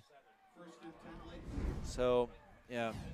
So that only took 8 seconds off. Yeah. So a $1:58 left in the game. The Knights are up 21-17. Could be wrong, but a fumble out of bounds should keep the clock running. Yeah. That's the big part, is keep that clock running. We got a man in good motion, push. Little jet. Oh, he got it to the outside. Get him. Keep get him him. in. There you go, Cole Buckley. Good job to run him out. All right. So he goes out at about the 41-yard line. So it was a gain of a couple, but again, that took a few seconds off. A minute 52 left. This is Entertainment 101. So again, this is a lot of pressure on these Sailors out there. They're going 3 wide to the left. I like Cole being the safety deep. Yeah, absolutely. Nothing's getting over the top on him. now. So there's the roll to the right. Oh, they're going to throw a flag on that, aren't they? Wow. Wow. That was close. Well, again, a good part there is he didn't go for the interception. True. Mean, he hit a right. little. I feel like he hit early, but boom. Yeah. Closer than I thought live. Close, yeah, right. But, we had a play before where we kind of went for the ball, and that burnt us bad. So it looks like the crowd's getting a little rowdy here, folks. I don't know if you can hear it or not. 21-17. Someone's down there shaking a cowbell. I saw it. The Franklin Knight's down there, too. We talked about that last week. Yeah. The mascot. there he is. Yeah. I don't know. All right. We'll take credit for that. Could be a she. Spoke it We into don't know existence. that, though. It is the Franklin Knight. All right. Minute 47 left. Sailors, again, another little. Yeah. Okay, so Big it looks play. like one play here is it for the Sailors. Is 65 Landon Perry? Yes. He's getting an excellent jump on these last couple plays, man. He is. If you look, they all subbed right here, everybody's knees. Boom. Every single one of them cut block. So. Yep. That play before that Buckley strung it out too. He was in the backfield. He almost beat the center. Yeah. Yeah. No. This is where you tell them, boys, keep it all in front. Okay, right here. I have something. I have something to tell you. Oh. The president of our fan club, Miss Tracy Cockler. Okay. She informed me. See, she's not as entertaining as I am. Drew Cockler's going to play next year. Well, we wish. Oh. But so the Lakeview, they co-op with Commodore Perry for wrestling. Okay. So I don't know if it's called Commodore Perry Wrestling or Lakeview Wrestling, but they either take in Commodore Perry I think they take them in. Yeah. Okay, yeah. So Lakeview's always had a strong wrestling program. They have. So it's nice to see our fans interacting with us, Andy Finland. So with 1:44 left in the game, the Knights are up 21-17. Pretty electric atmosphere here. I just wish the stands were full. I'm surprised the visiting stands aren't full with a know. playoff team, and your boy's moving around pretty good now. Yeah, Jack's he's cleared to be weight bearing. He has to have the brace on, but he's getting there. So 21-17, minute 44 left. Fourth and let's see what this. Going deep, turn around, Bryson. Oh yeah, nice boys! Defense. Great play by Bryson Nice Watson. defense. That's a play. That's a great play. Big play from a senior. That's going to be a season, boys. That's the way it should end. That's awesome. Good job by Bryson Watson. He was watching the guy, and he just knocked the hands down. So nice play. That's a great play. I was kind of nervous that he was going to. Great throw. I mean, it was on right where it has to be. On the money. Yep. Now you got to calm the emotions down here just a little bit longer, get good snap. Yep. Under center. Yep. Under center. 2 knees and we're done. Yep. Yeah, so what a way to end the game for the Knights. It wasn't the prettiest game by either team, but pretty good game. I wouldn't say any team played bad, but I just want to think that that's a good thing for the Knights to get a victory. I mean, they've won 4 of the 4 of the last 5. Excuse me, 1 second. Bless you. Welcome back. Sorry, folks. I had a little sneeze. Sorry about that.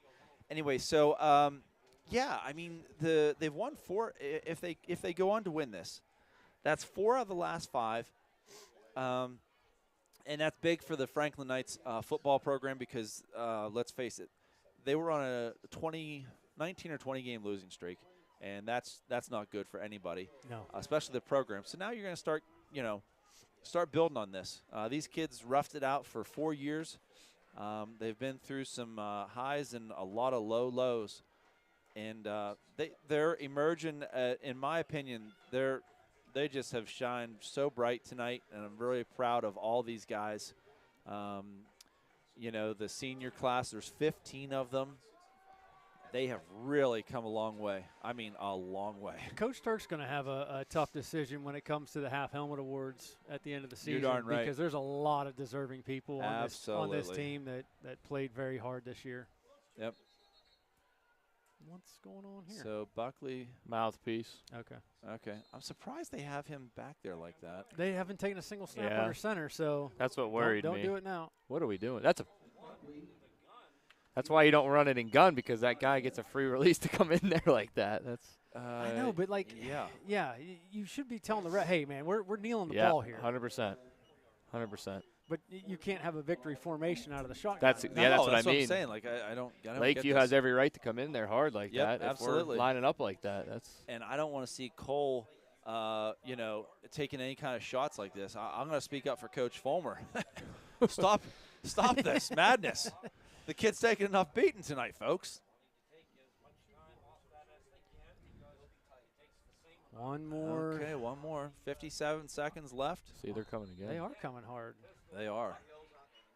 They're going to have to snap it. Yep, one more snap. One more snap. Yep. What a way to end the season for the Knights.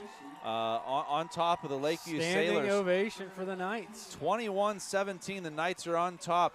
Look at this young crowd running around. They got, yes. One's wearing a banana suit. They got all kinds of. Where have they been all year? Yeah. Mark, can you get a video of that? Wow. Got a small stampede out there. There is. All the kids are running around here. See Woody from Toy Story. Fantastic. I like it. Let him on the field. Open the gate. Rip the field goal post down. Yeah, no, that'd be. I didn't say that. That would be. Whoa. That would be awesome, but that wouldn't be good. So there's a stop of the clock from a flag, but I believe if there's a defensive penalty, might be a delay of game. Yep. Okay. No, it was definitely on the Sailors. I wonder though what that takes off of the clock. I don't know that it does. I know if an offensive penalty would. Well, if they run the clock, there's 22 seconds, and you get 25 on a reset. So that might be it. If you're right. Should be it. Should be. But with these guys, as in the officials, we just don't know these days. It could be. I'm not sure. Could be anything could happen here. Seemed like both officials are talking to both sides of the ball here. Yeah, saying, let's take it easy. Yeah, fellas. Can somebody take one under center here?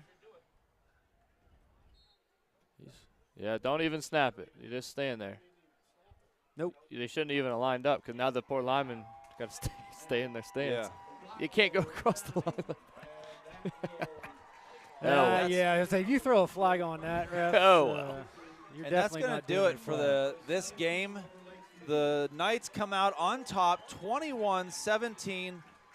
There's a lot of good sportsmanship out there. Those Sailors, I'm rooting for them when they go to the playoffs, folks, because that's for sure. That's a good.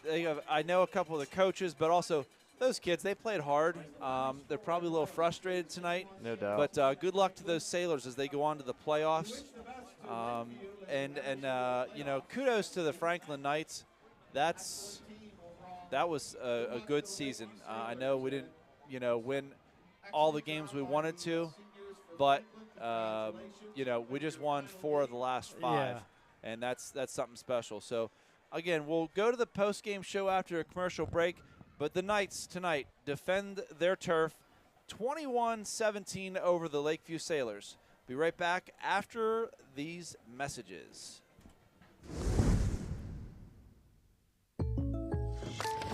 Hey, Jake from State Farm. We have to know. Yeah, these are State Farm pajamas. No, what if we have to talk to somebody about our policy, but it's late at night? Call us 24/7. Great. Because what if someone still calls his mom for everything? We'll walk you through everything. At State Farm, we're there for your what-ifs.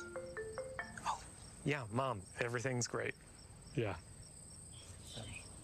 I mean, not my mom. Like a good neighbor, State Farm is there. Call or click to get a quote today. Franklin Bronze has been a leader in manufacturing in the Franklin community since 1985. With in-house tooling and castings machining, Franklin Bronze can deliver parts fast to a number of industrial sectors, including oil and gas, marine, steel, and many others. Franklin Bronze is currently looking for motivated, talented, and educated individuals who are interested in working in a dynamic environment for a growing company that values its employees. Visit our website to learn about our career opportunities. And from all of us at Franklin Bronze, go Knights!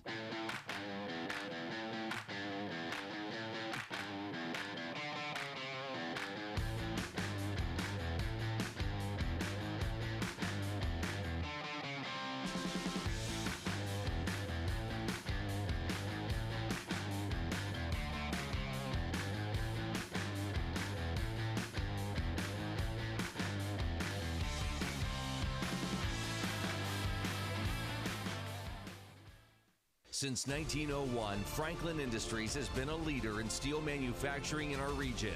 We started our journey making steel rails for the railroad, and we're still going strong today. Franklin Industries now manufactures steel quality U-posts and T-posts right here in Franklin, Pennsylvania. We take pride in the strength and durability of our product, and we take pride in the strength of our Franklin Knights. We're proud to support our community and Franklin athletics. Go Knights from Franklin Industries. Franklin Oil Region Credit Union has 2 convenient locations to serve their members, 101 North 13th Street in Franklin and 25 East 1st Street in Oil City. Did you know that becoming a member is pretty easy? All you have to do is live, work, worship, volunteer, attend school, or just conduct business in Venango, Forest, Warren, or Crawford counties. Stop in and talk to us about all the benefits of becoming a member. And best of luck to all the students and athletes this fall from Franklin Oil Region Credit Union. I've been practicing medicine for over 25 years. I've been practicing for about 20 years. As a parent, I really wanted my son to get the HPV vaccine.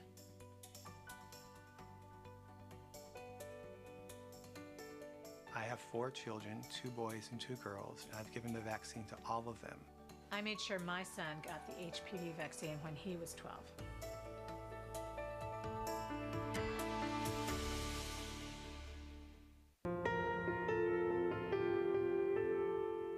Most individuals, when they have an injury, they want to get back immediately, whether that is getting back to work or getting back to sport or getting to their next yoga workout. We really want to give them pain-free function and mobility as best we can for the extent of their lives, so they can be active, so they can enjoy being with their loved ones.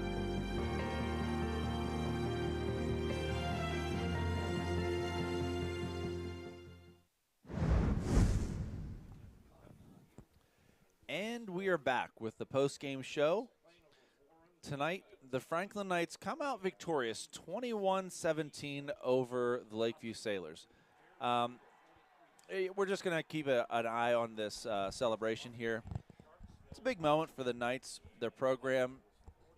I mean, this was a team that just lost they had a 20-game losing streak, and it's just nothing but great things for the program moving forward. We won 4 out of the last 5 games, and so if you're just joining us or you didn't get to see the game, this was a great game all the way around for the Knights. A good competitive game by the Sailors.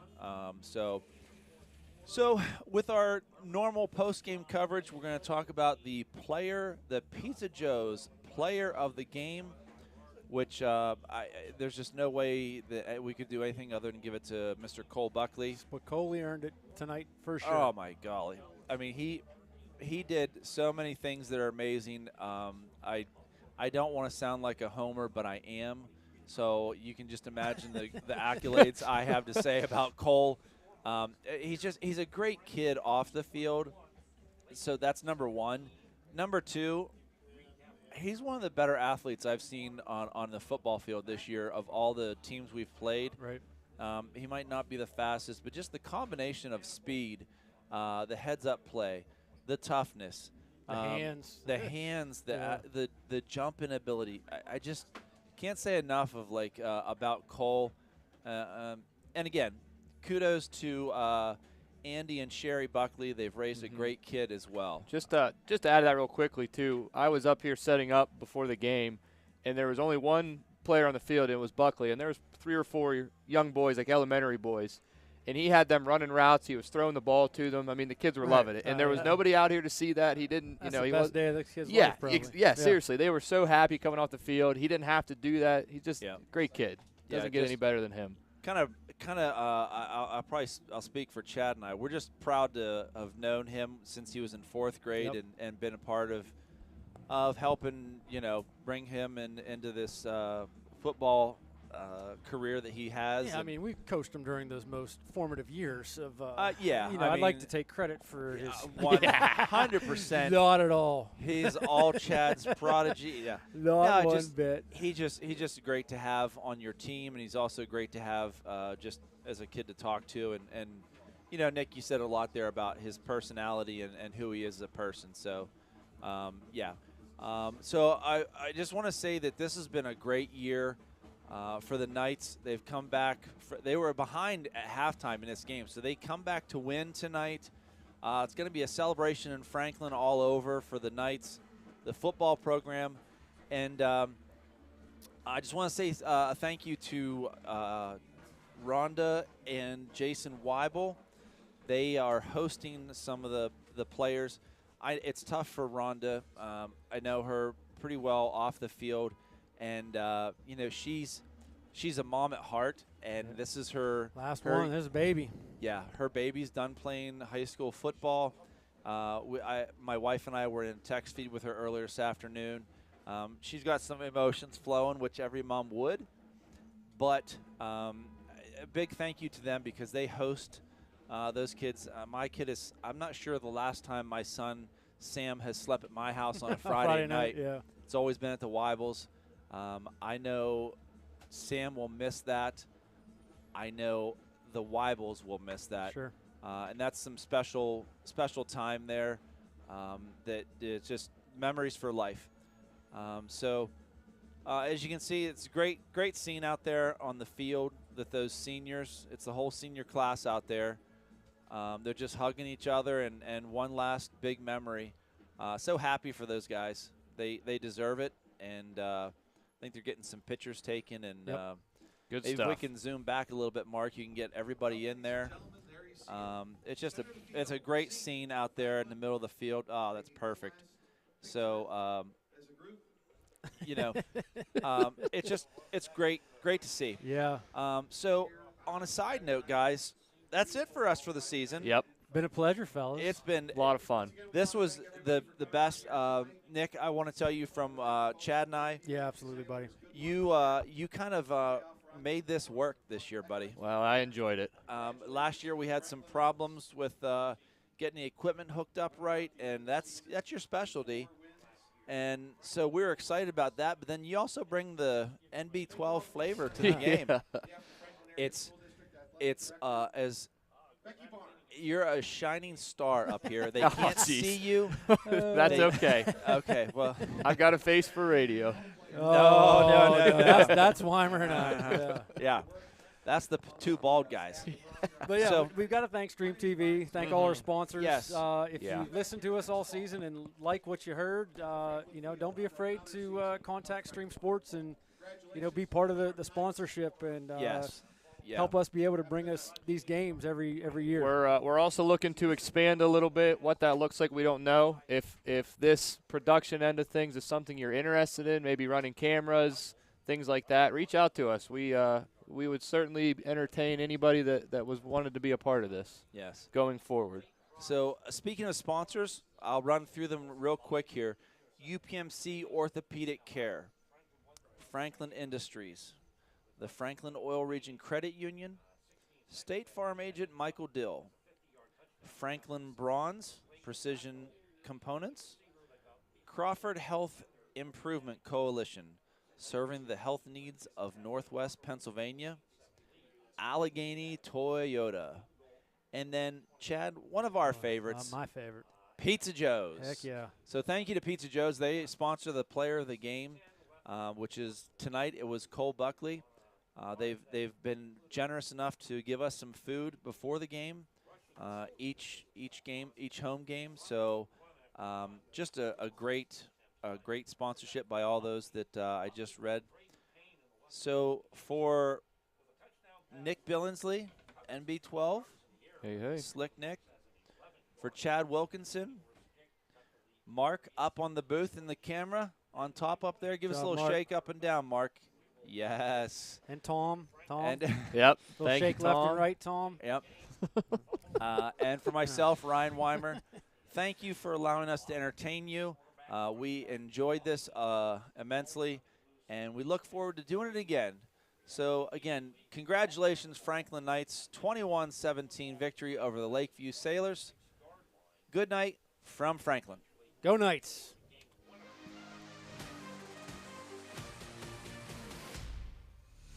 You've been watching Franklin Night Football on Stream TV. Our coverage has been presented by UPMC Orthopedic Care, By Franklin Industries.